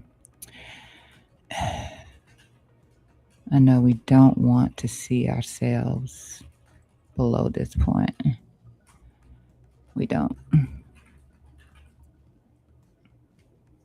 So if I text this, make sure I put enough X's there so nobody's seeing 3. Do 5 X's. 1, 2, yeah, we'll do 5 X's right there.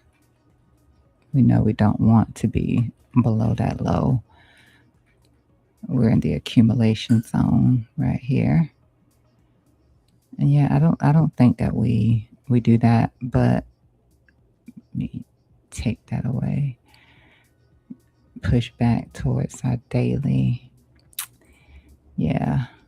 So that's close to what I'm saying. I don't think that we should be at or come to right now. I think we break out first and then we come back and see this stuff. But I think we break out first. And we already trying again with Bitcoin. That 4-hour wants it bad. It wants it bad. It really does. That 4-hour wants it bad.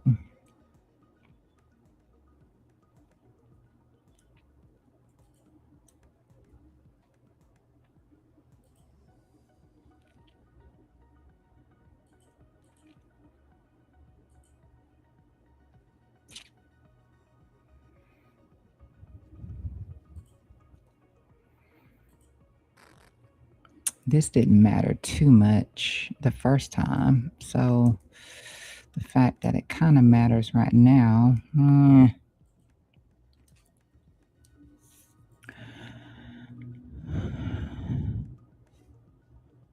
actually, it's more so through here.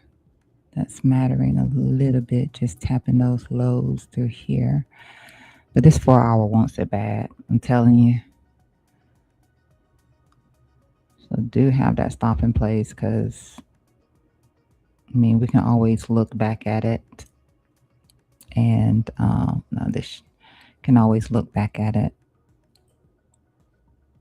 And if for some reason, it's like looking toppy or hitting some resistance and struggling with it, then it's worth trying it again there if this gets invalidated. But I would definitely protect myself in case that 4-hour pops off. That like 30 minutes before that CPI data comes out too.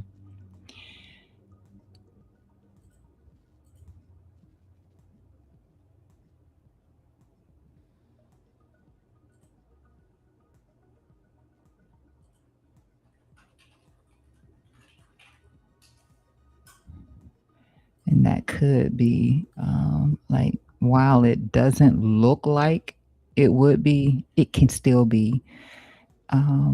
It could still end up being like an expansion. So you'll notice how where this stop is at too.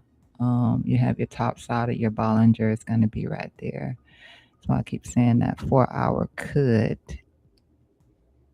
if it blasts off, you would get an expansion. We're still just like we're dropping below this 2 right here, but we're still for the most part like kind of rangy between this 1 and 2. Like we're somewhat still within the pocket.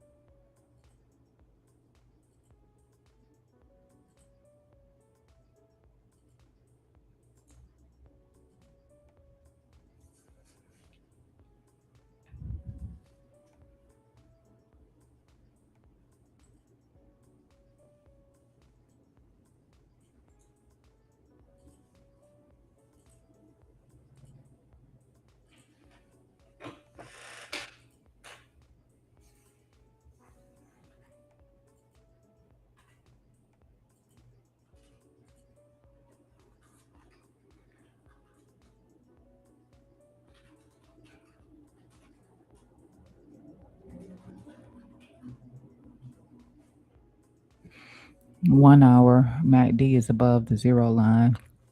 Delta, I mean, it's off and on with positive and negative as long as we're below this new momentum line right here. Is somewhere between positive and negative every time, which just kind of dictates what the MACD does. Doesn't kind of, it does dictate the MACD. It leads the MACD. But we're looking here at the 1 hour time frame. Like I said, you got the bear div through here, but um,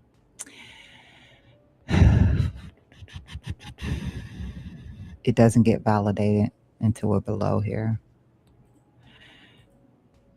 And so here, when I'm looking at the RSI in here, like you can see it just with the momentum line itself, how price came back up and then it starts to use this as support. Like if I didn't have this momentum line right here and I was just looking at this, then I could see from here also, that it's holding through here. So a mean reversion is going to be the main thing. Like you're seeing some strength through here, although no bars are on top right now. It's still, it's still increasing.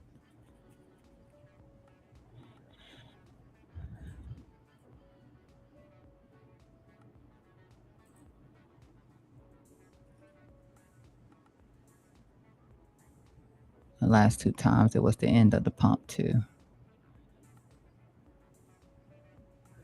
But that one made it. A little bear div.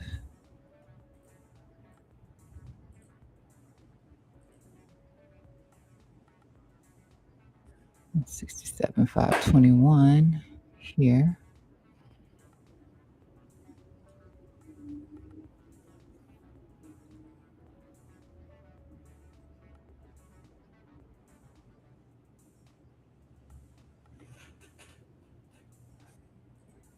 Just need to see something for myself.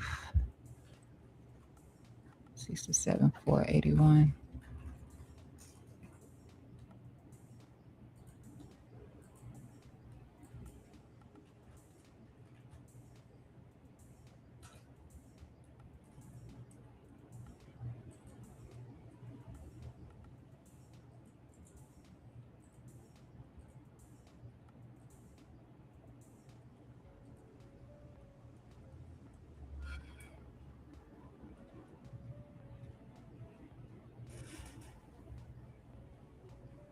Since I trade on Blowfin.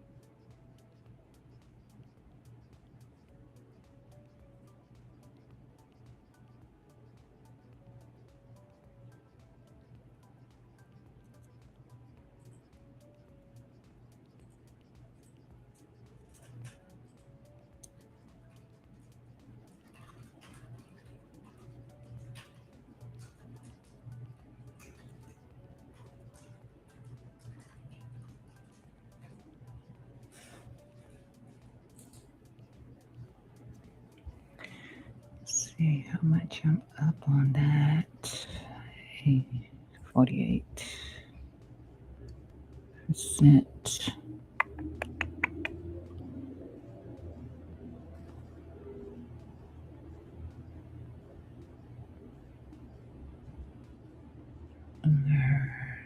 Two 30.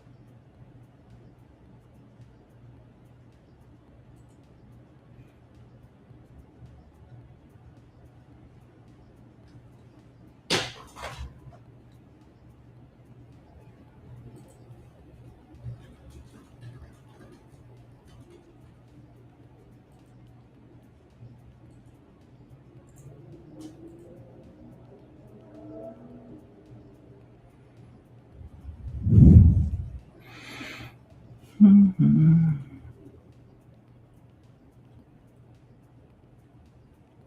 I'm losing my patience with this chop.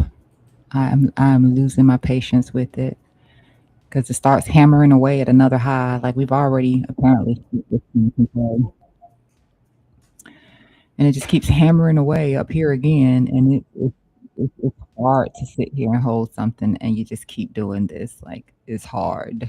It's hard. It is one of the most frustrating things. This chop that Bitcoin is, been doing is very frustrating. I don't even think that this level is respected anymore, to be honest with you. I think whatever was in here, they tapped it enough to get the money out of. It doesn't matter. Bulls dominate this level now, in my opinion. I don't care what letters I put on it, what I call it. I mean, for me, it's basic resistance, but it's annoying.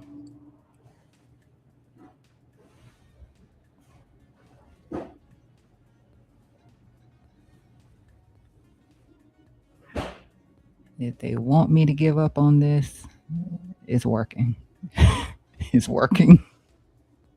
I promise you it's working.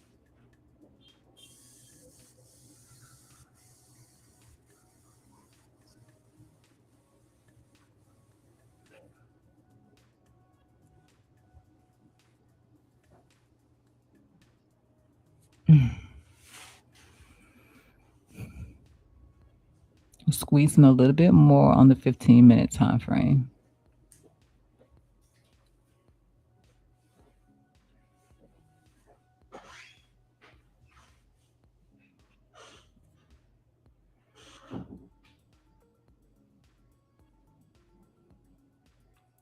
Delta just dropped below the zero line.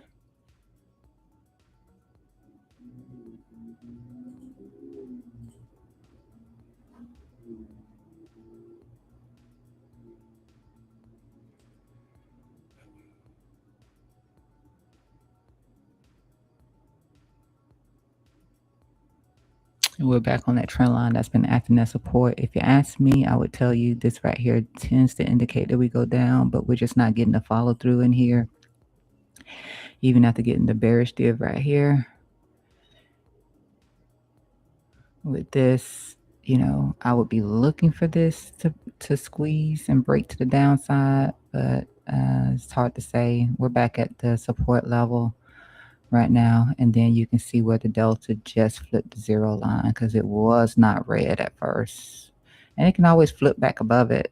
So it's not really saying much right now. We're still holding the same level.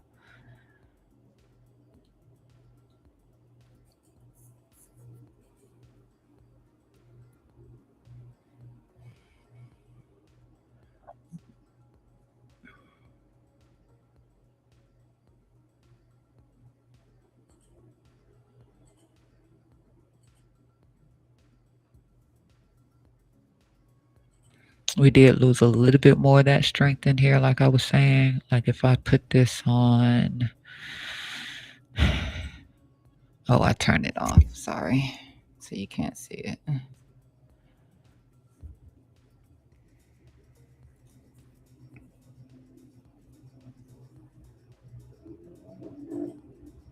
But just these three candles right here would be hollow.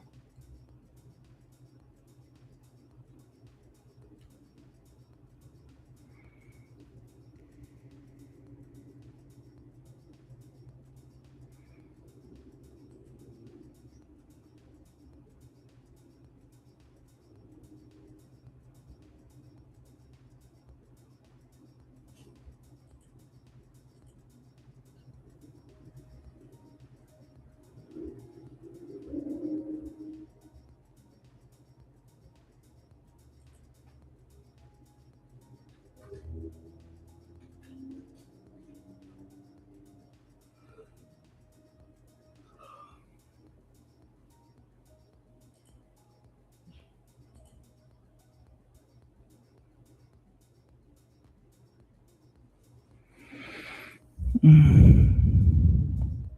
my fingers are doing that.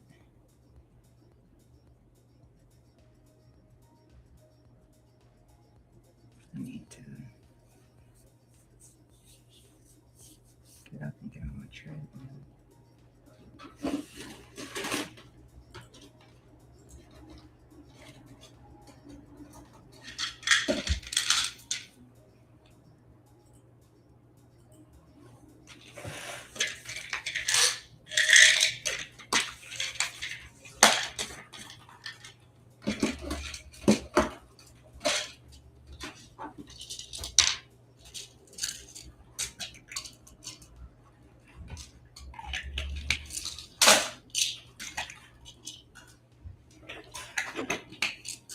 Love, will you give me a bottle of water, please?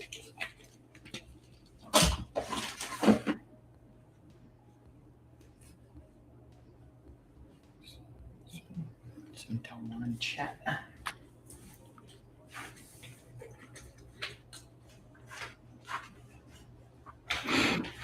Yeah, I was just saying that the 4 hour has a little bit of potential. Yeah, that's what I was just sharing through here. It really wants to go. It's not getting the follow through just yet, but it really wants to go.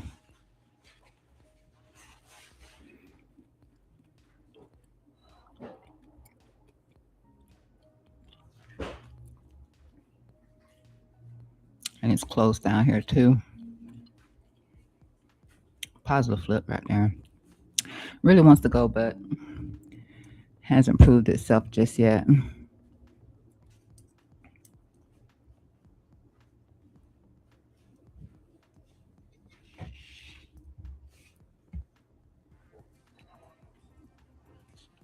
But thank you so much.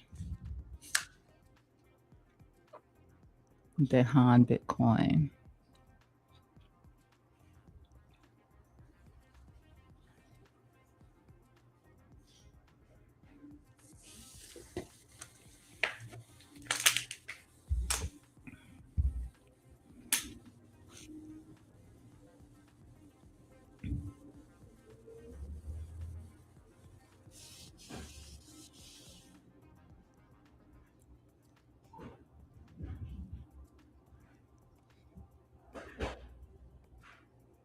Yeah, mad support.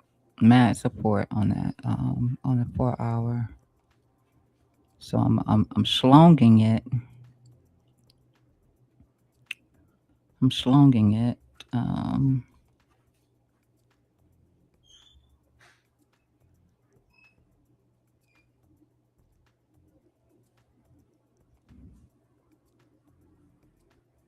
And this chop is really bugging me.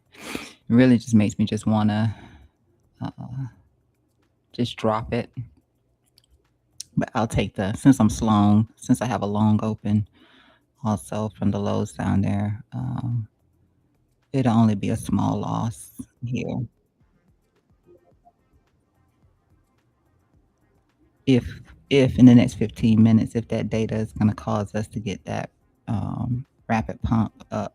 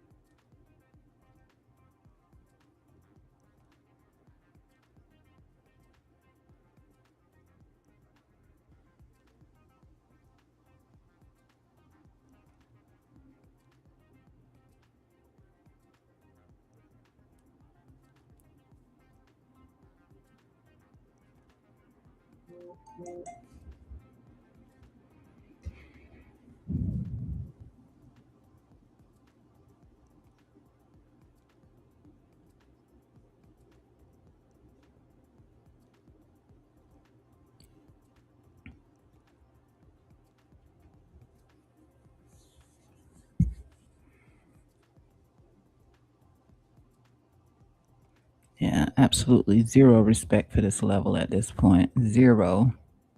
We just drop below and push between it. No problems now.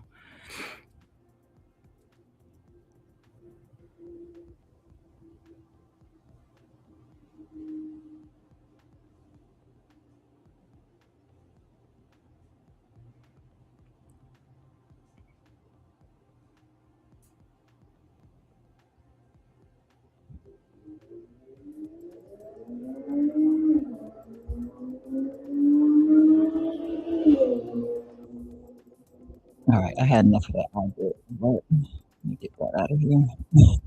Delete.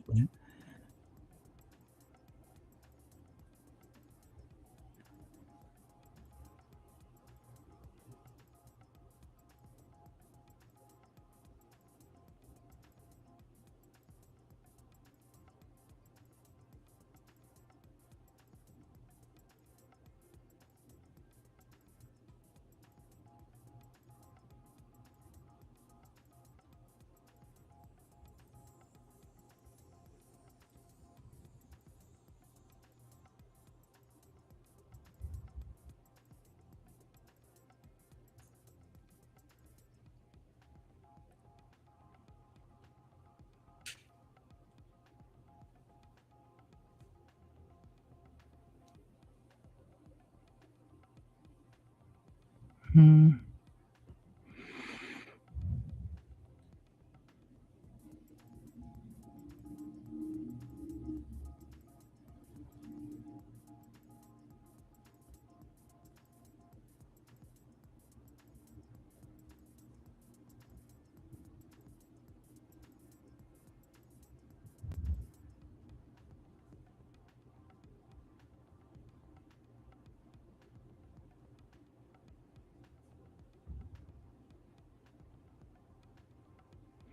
And again, where I think we would go if we were to get the break to the upside, what I shared off of this time frame over here, I don't know, I'm magnetized to this right here.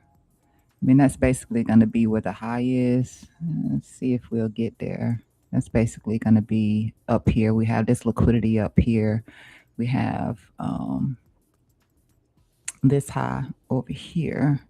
And you will have some resistance through here potentially. Be looking at those for TPs if you're long also. Be looking for those as TPs if we violate this and we get the push up. There's a couple of places you can look at to take some profit. Those are drawn off of the hourly time frame over here. Just looking at take this away. Just looking at the resistance levels through here. But like I said, we don't have any respect for this level anymore. I put POC on it because it also lined up with the POC. Then you have the lows in here to be relevant to the top side of this rising channel formation in here.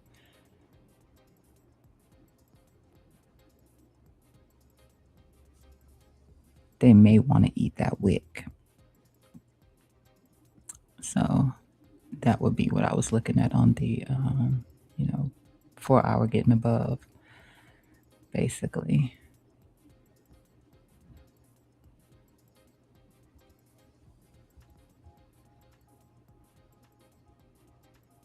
And I would probably have to kill it there unless something different comes in through here.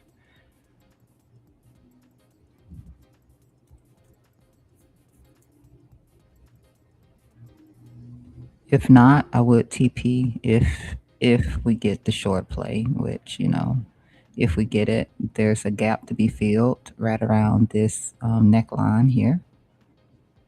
So I would make that a TP.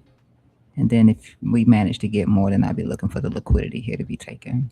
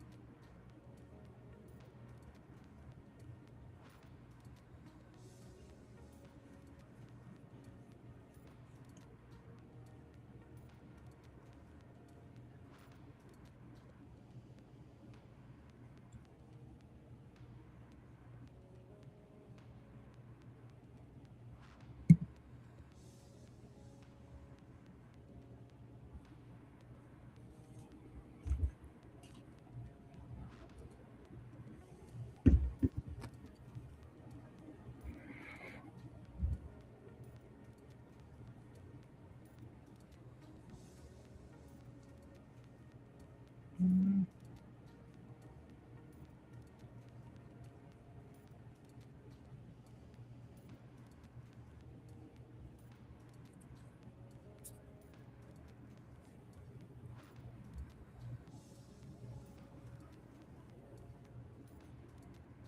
7 minutes till we get that data, CPI data.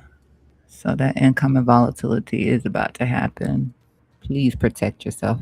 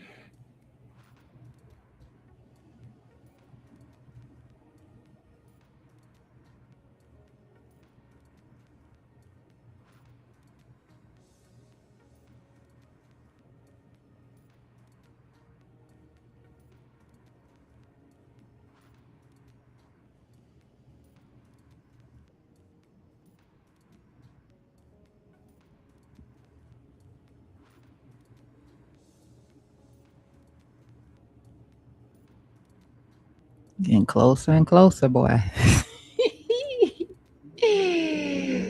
Closer and closer.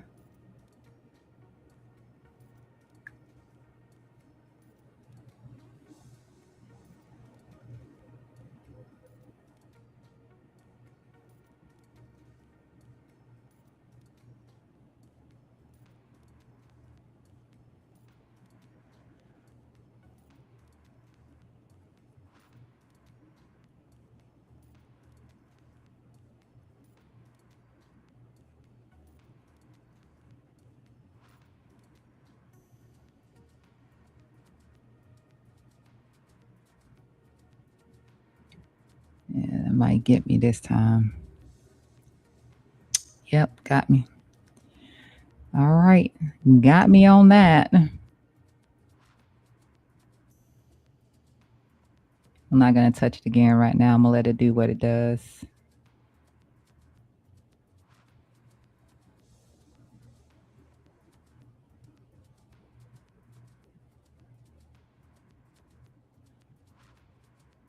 possible expansion taking place right now, which is why I'm not touching it. Possible doesn't mean that it is. It can also just be overextended slightly right here.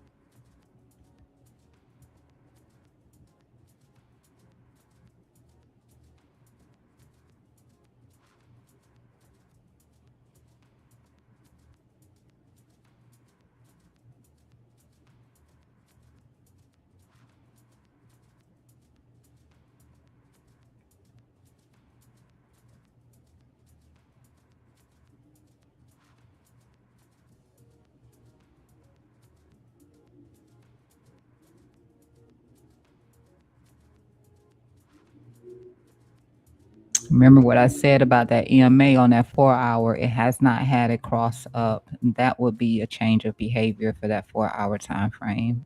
That EMA getting across, and it's so compressed together.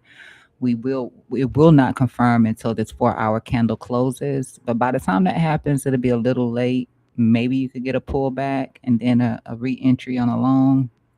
If you didn't long the support level from down here, which are the double bottom, triple bottom actually, if you take last week into account, if you didn't long that, then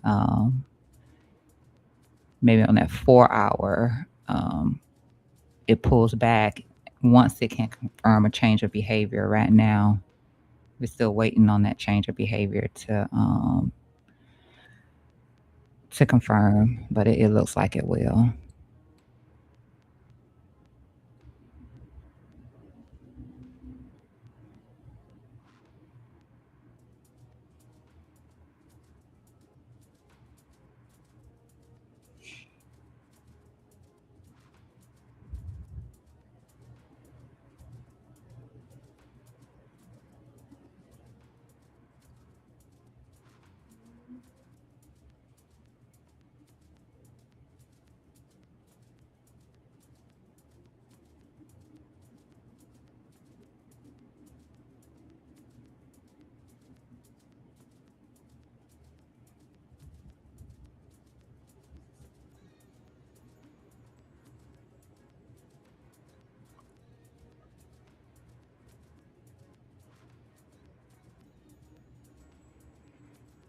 And so where to next?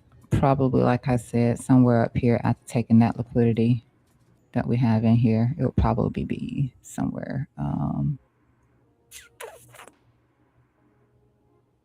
above in here, possibly somewhere in here.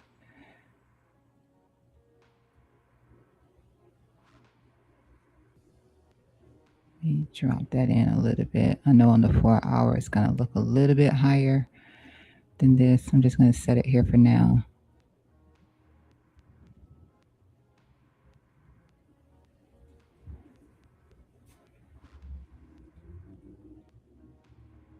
Or maybe no consideration, to be honest with you.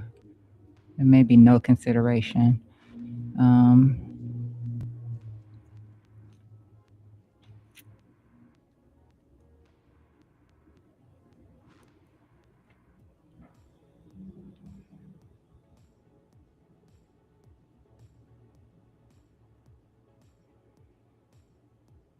Yeah, it's going. It's going. The data just came out. So, whoop-de-doo, the data just came out. That was one level I was looking for to be hit there based on the 1 hour time frame. That was one level. That's just the low of the cloud, as well as the channel here. Then we push through that. Then we have to consider some other places in here. Let's see. I mean, it doesn't really look like a reason to fade it.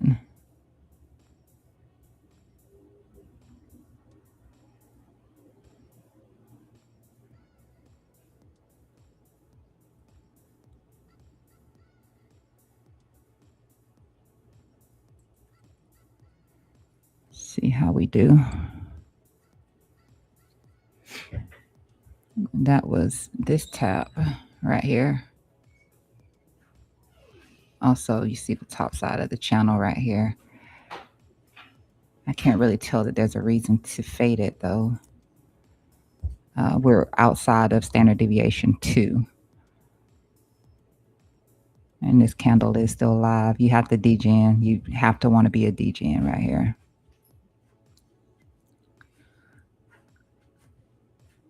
Let's see what data look like for us.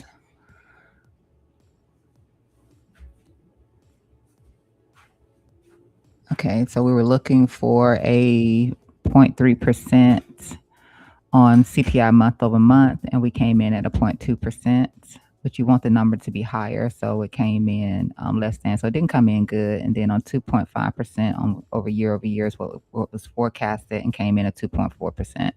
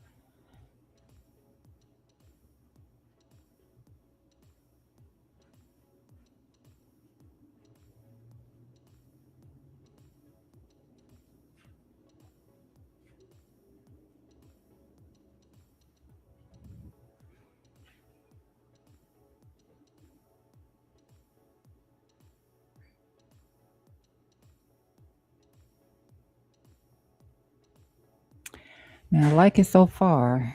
Ugh.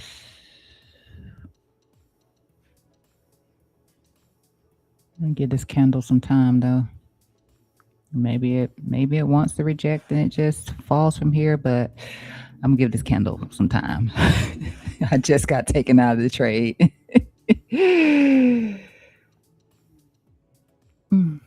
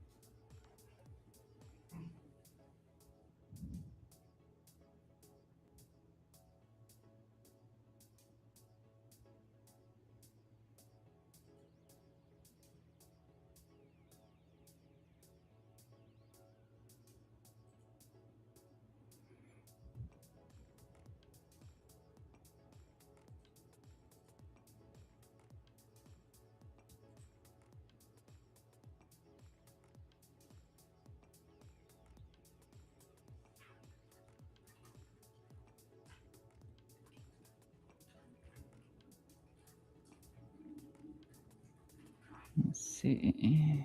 Let's stand that up.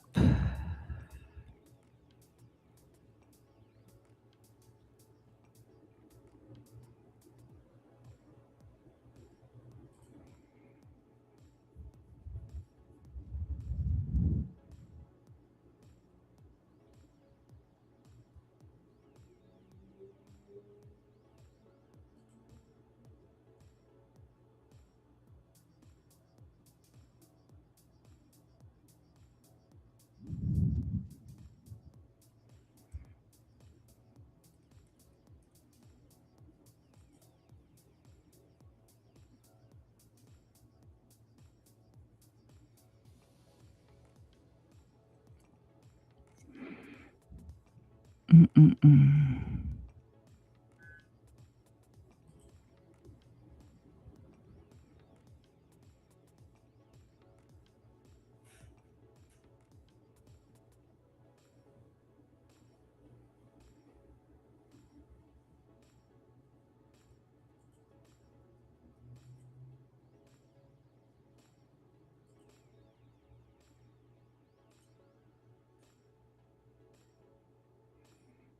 Okay.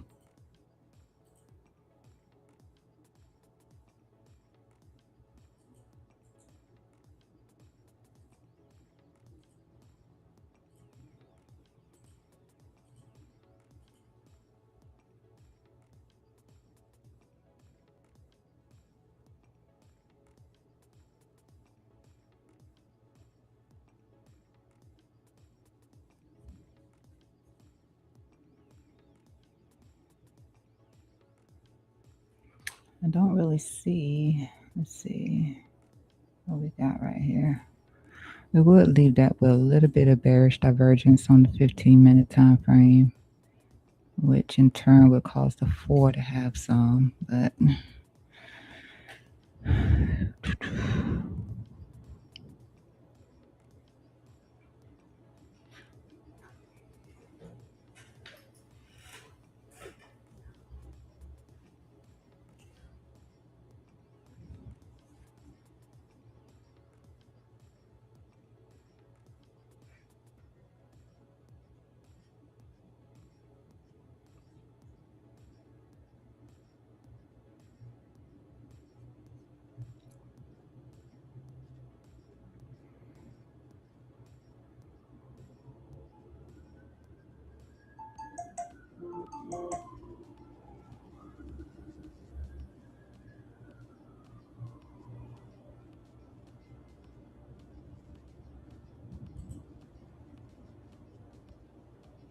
hmm.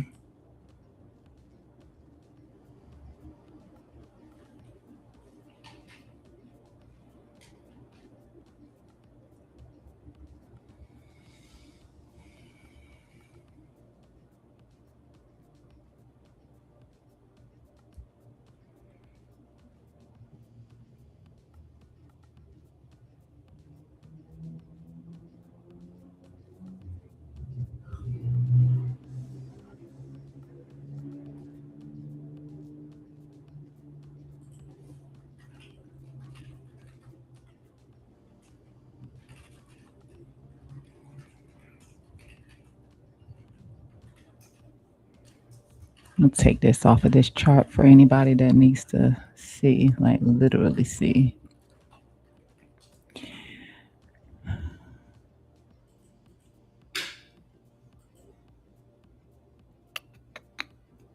So far, actually, it's not an expansion, but we did that yesterday, and I thought I was right over here, and I was right for a short period of time, and then I was wrong.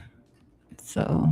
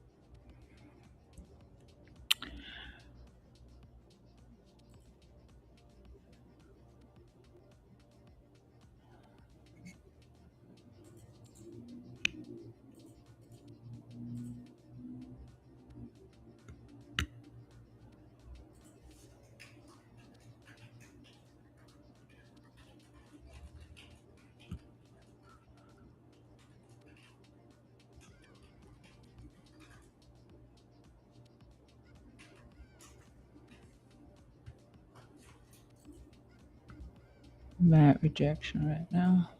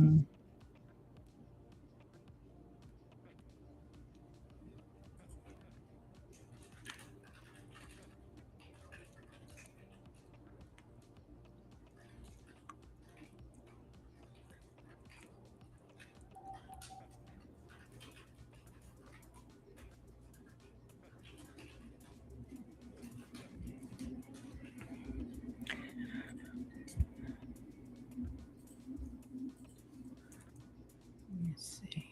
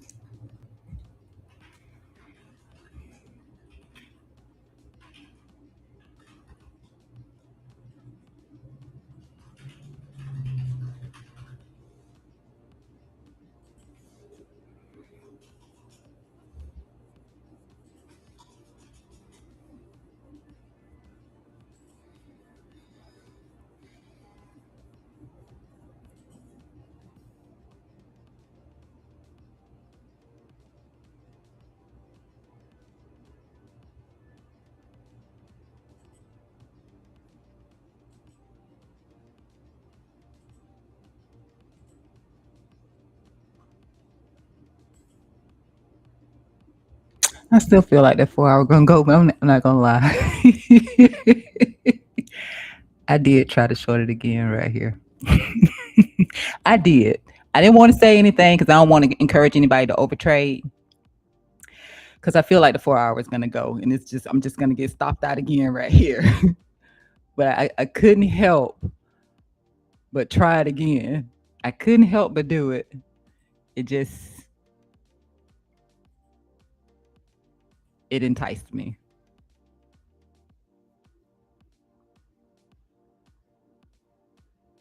It enticed me. So you know, from my mouth to your ears, it might be me getting stopped out again, and that's just all to it. It might be me getting stopped out again. But when we got to the top of that channel in that cloud, I was like, okay, I know I just got stopped out. It doesn't make sense to try it again from here. But let me just try it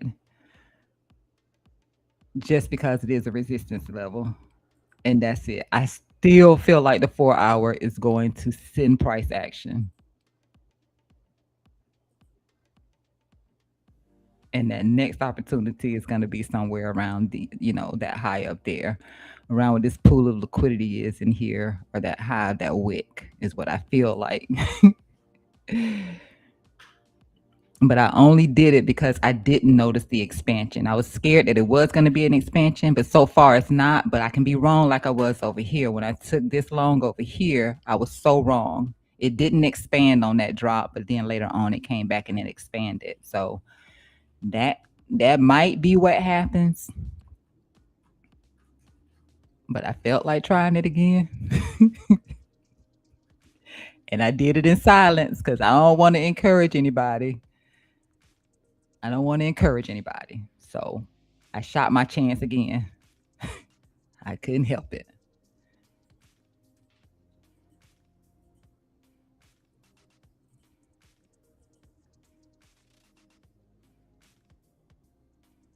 But I do have my long off of the weekly level, not off of the double bottom, but off of the weekly level. I do still have my long. So I can afford to do it.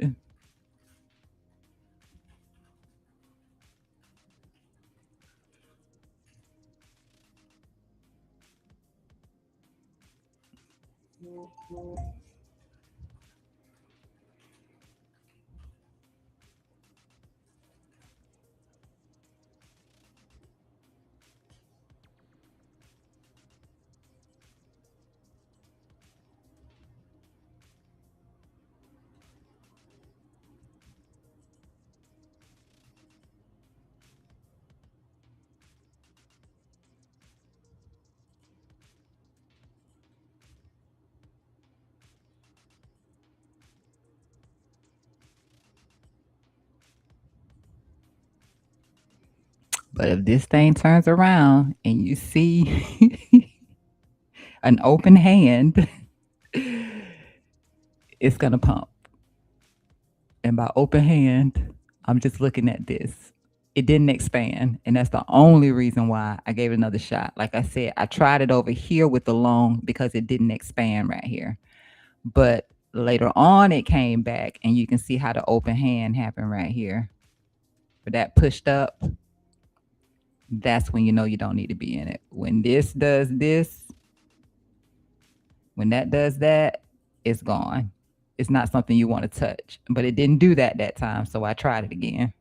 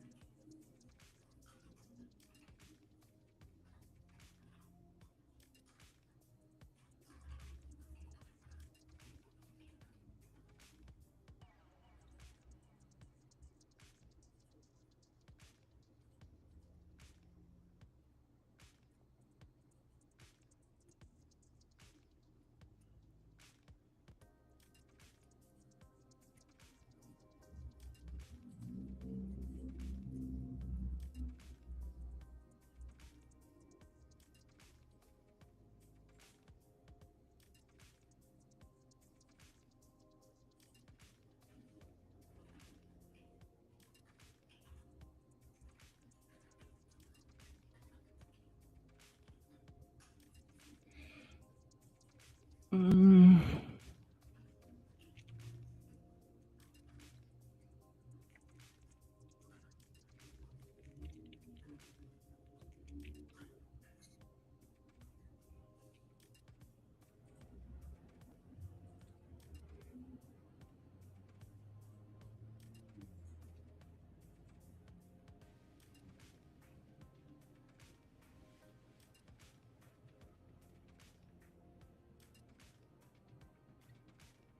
And if I see that, then I just roll with my long this time. I kid you not. But that's going to conclude it for today. It's Friday.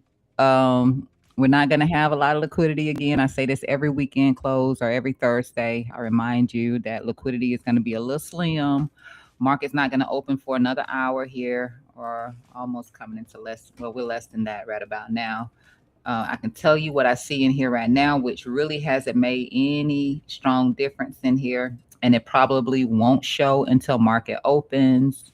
Like I said, you can see a little bit more interest in here.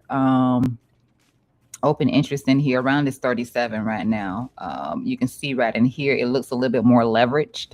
I'm sorry, hedged on the long side. But the 4 hour,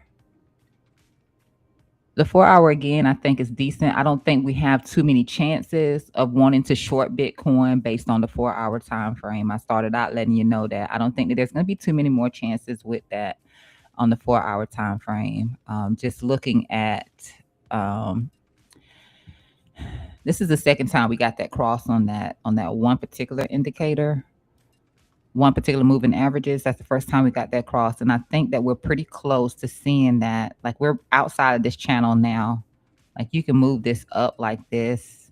Doesn't seem to really make a difference. I want to keep it organically as it was for starters. And like I said, like here, you can see that we're piercing through the regression line right here. So 4 hour can send. It can send. And let me just shrink this down. I just have this so I could zoom in for with you. That'll also be another opportunity to get above the 50. This typically would indicate some sort of a squeeze expansion here off of the 4 hour time frame that would send prices up. I like this level here around 69.9. I like you have this wick level right here as well. It might that's where I put the entry at on that lower time frame. But I like this too, just because. Let me just stop it right here. I like how it held there. I like how it held there, and then I like how it held right here. Like, it was perfect taps each time right here. So I'm paying attention to that about $70,000 level right there. And if they want to come up here for this liquidity right here, I mean, possible that that happens. It is a descending channel as opposed to the one that we have on the 15-minute time frame. Descending tends to break to the upside. We're literally really outside of it, so I cannot argue that. And like I said, we're starting to break here. The only thing about a 4-hour time frame is waiting on confirmation, but you'll see it from your 15-minute time frame. If price action starts to trade outside of that channel on the 15-minute time frame, then more than likely, that was just the first rejection, and then the second one, you will see that expansion. Like I said, you'll see that open palm on the Bollinger Band. So I would put on Bollinger Bands to just kind of help me see that, because if that lower band flips down, like turns down, then the move is aggressive. That's what that means. When it opens up like that, it's aggressive. So watch out for that. And like I said, here, right through here, you can see how the 4-hour would give you some time to confirm on that. Maybe you get a little bit of reaction coming into this. Yeah. Maybe you'll get a little bit of reaction coming into this 26 right here at 67,844, just like you did here, here, here. You got a little bit of reaction right there, but this is so on the verge of flipping for the first time in a long time, like flipping to the upside, showing that change of behavior here for Bitcoin 4-hour time frame. And like I said, down here as well, maybe a first reaction here, because it would, be a little bit of a bearish divergence, a little small bit of bearish divergence, unless it just absolutely blasts through here. If it just blasts through here, then I would look there, and then I would look at around here where I have that about 70,000. I would check there as well.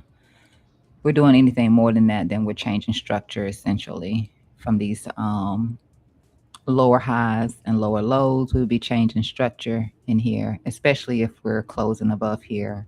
Change the structure right here, and we'll be looking for the daily time frame, which hasn't followed through either. But the daily has held a positive RSI cross. It hasn't been shining through, but it has held a positive RSI cross. We're starting to put in a green bar down here. Daily is another one that got like 10 hours left on this daily candle.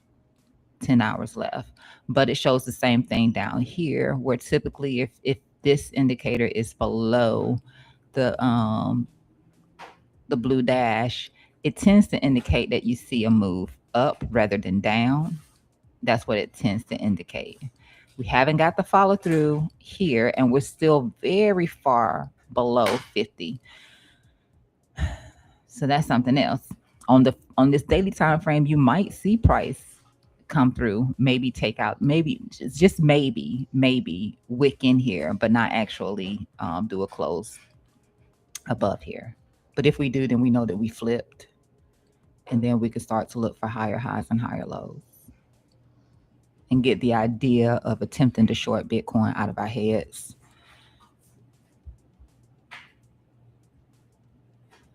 I don't think that there was anything here on the weekly. That's exactly where we got the bounce from, the double bottom here. Same place we bounced from last week. No, earlier this week. Earlier this week, we bounced from here too. So that's what we're seeing right there. Bitcoin said, no, gal, you about to get stopped out again. So you can go on somewhere with that mess. Oh, boy. I love it. All right. So that happens. We got space through here. You can start looking at fair value gaps and stuff like that as well. But yeah, maybe, but I don't think that we leave.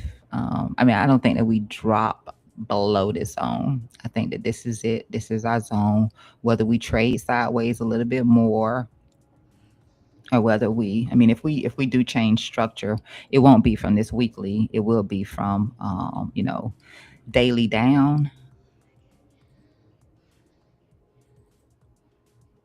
Yeah, it will be from daily down. So we'll see how it goes.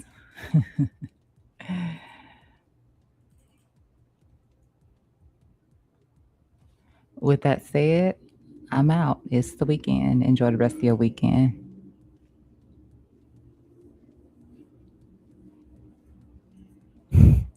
I didn't even put you on the chart.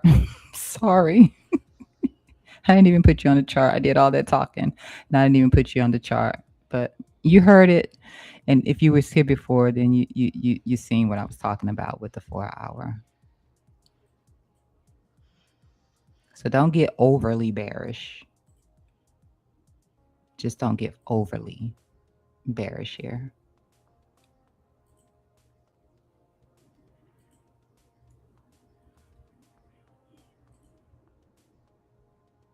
$2 on this. Just don't get overly bearish. Daily. Remember, it's still positive regardless of how it's performing. It's still positive on the daily. And you'll get a faster view. We start to trade outside of this, then that can be your strong confirmation for that 4 hour, because you're not going to see it. I mean, maybe if the candle stalls out here and then the 4 hour opens, and like I said, you see the open palm. Since I wasn't over here again. If you see the open palm on this, meaning this does that. So let me make it look green so it makes more sense. You see this do that. It's expanding. You don't want to play around with that. It might be working for now, but you don't want to play around with it if it opens that palm like that.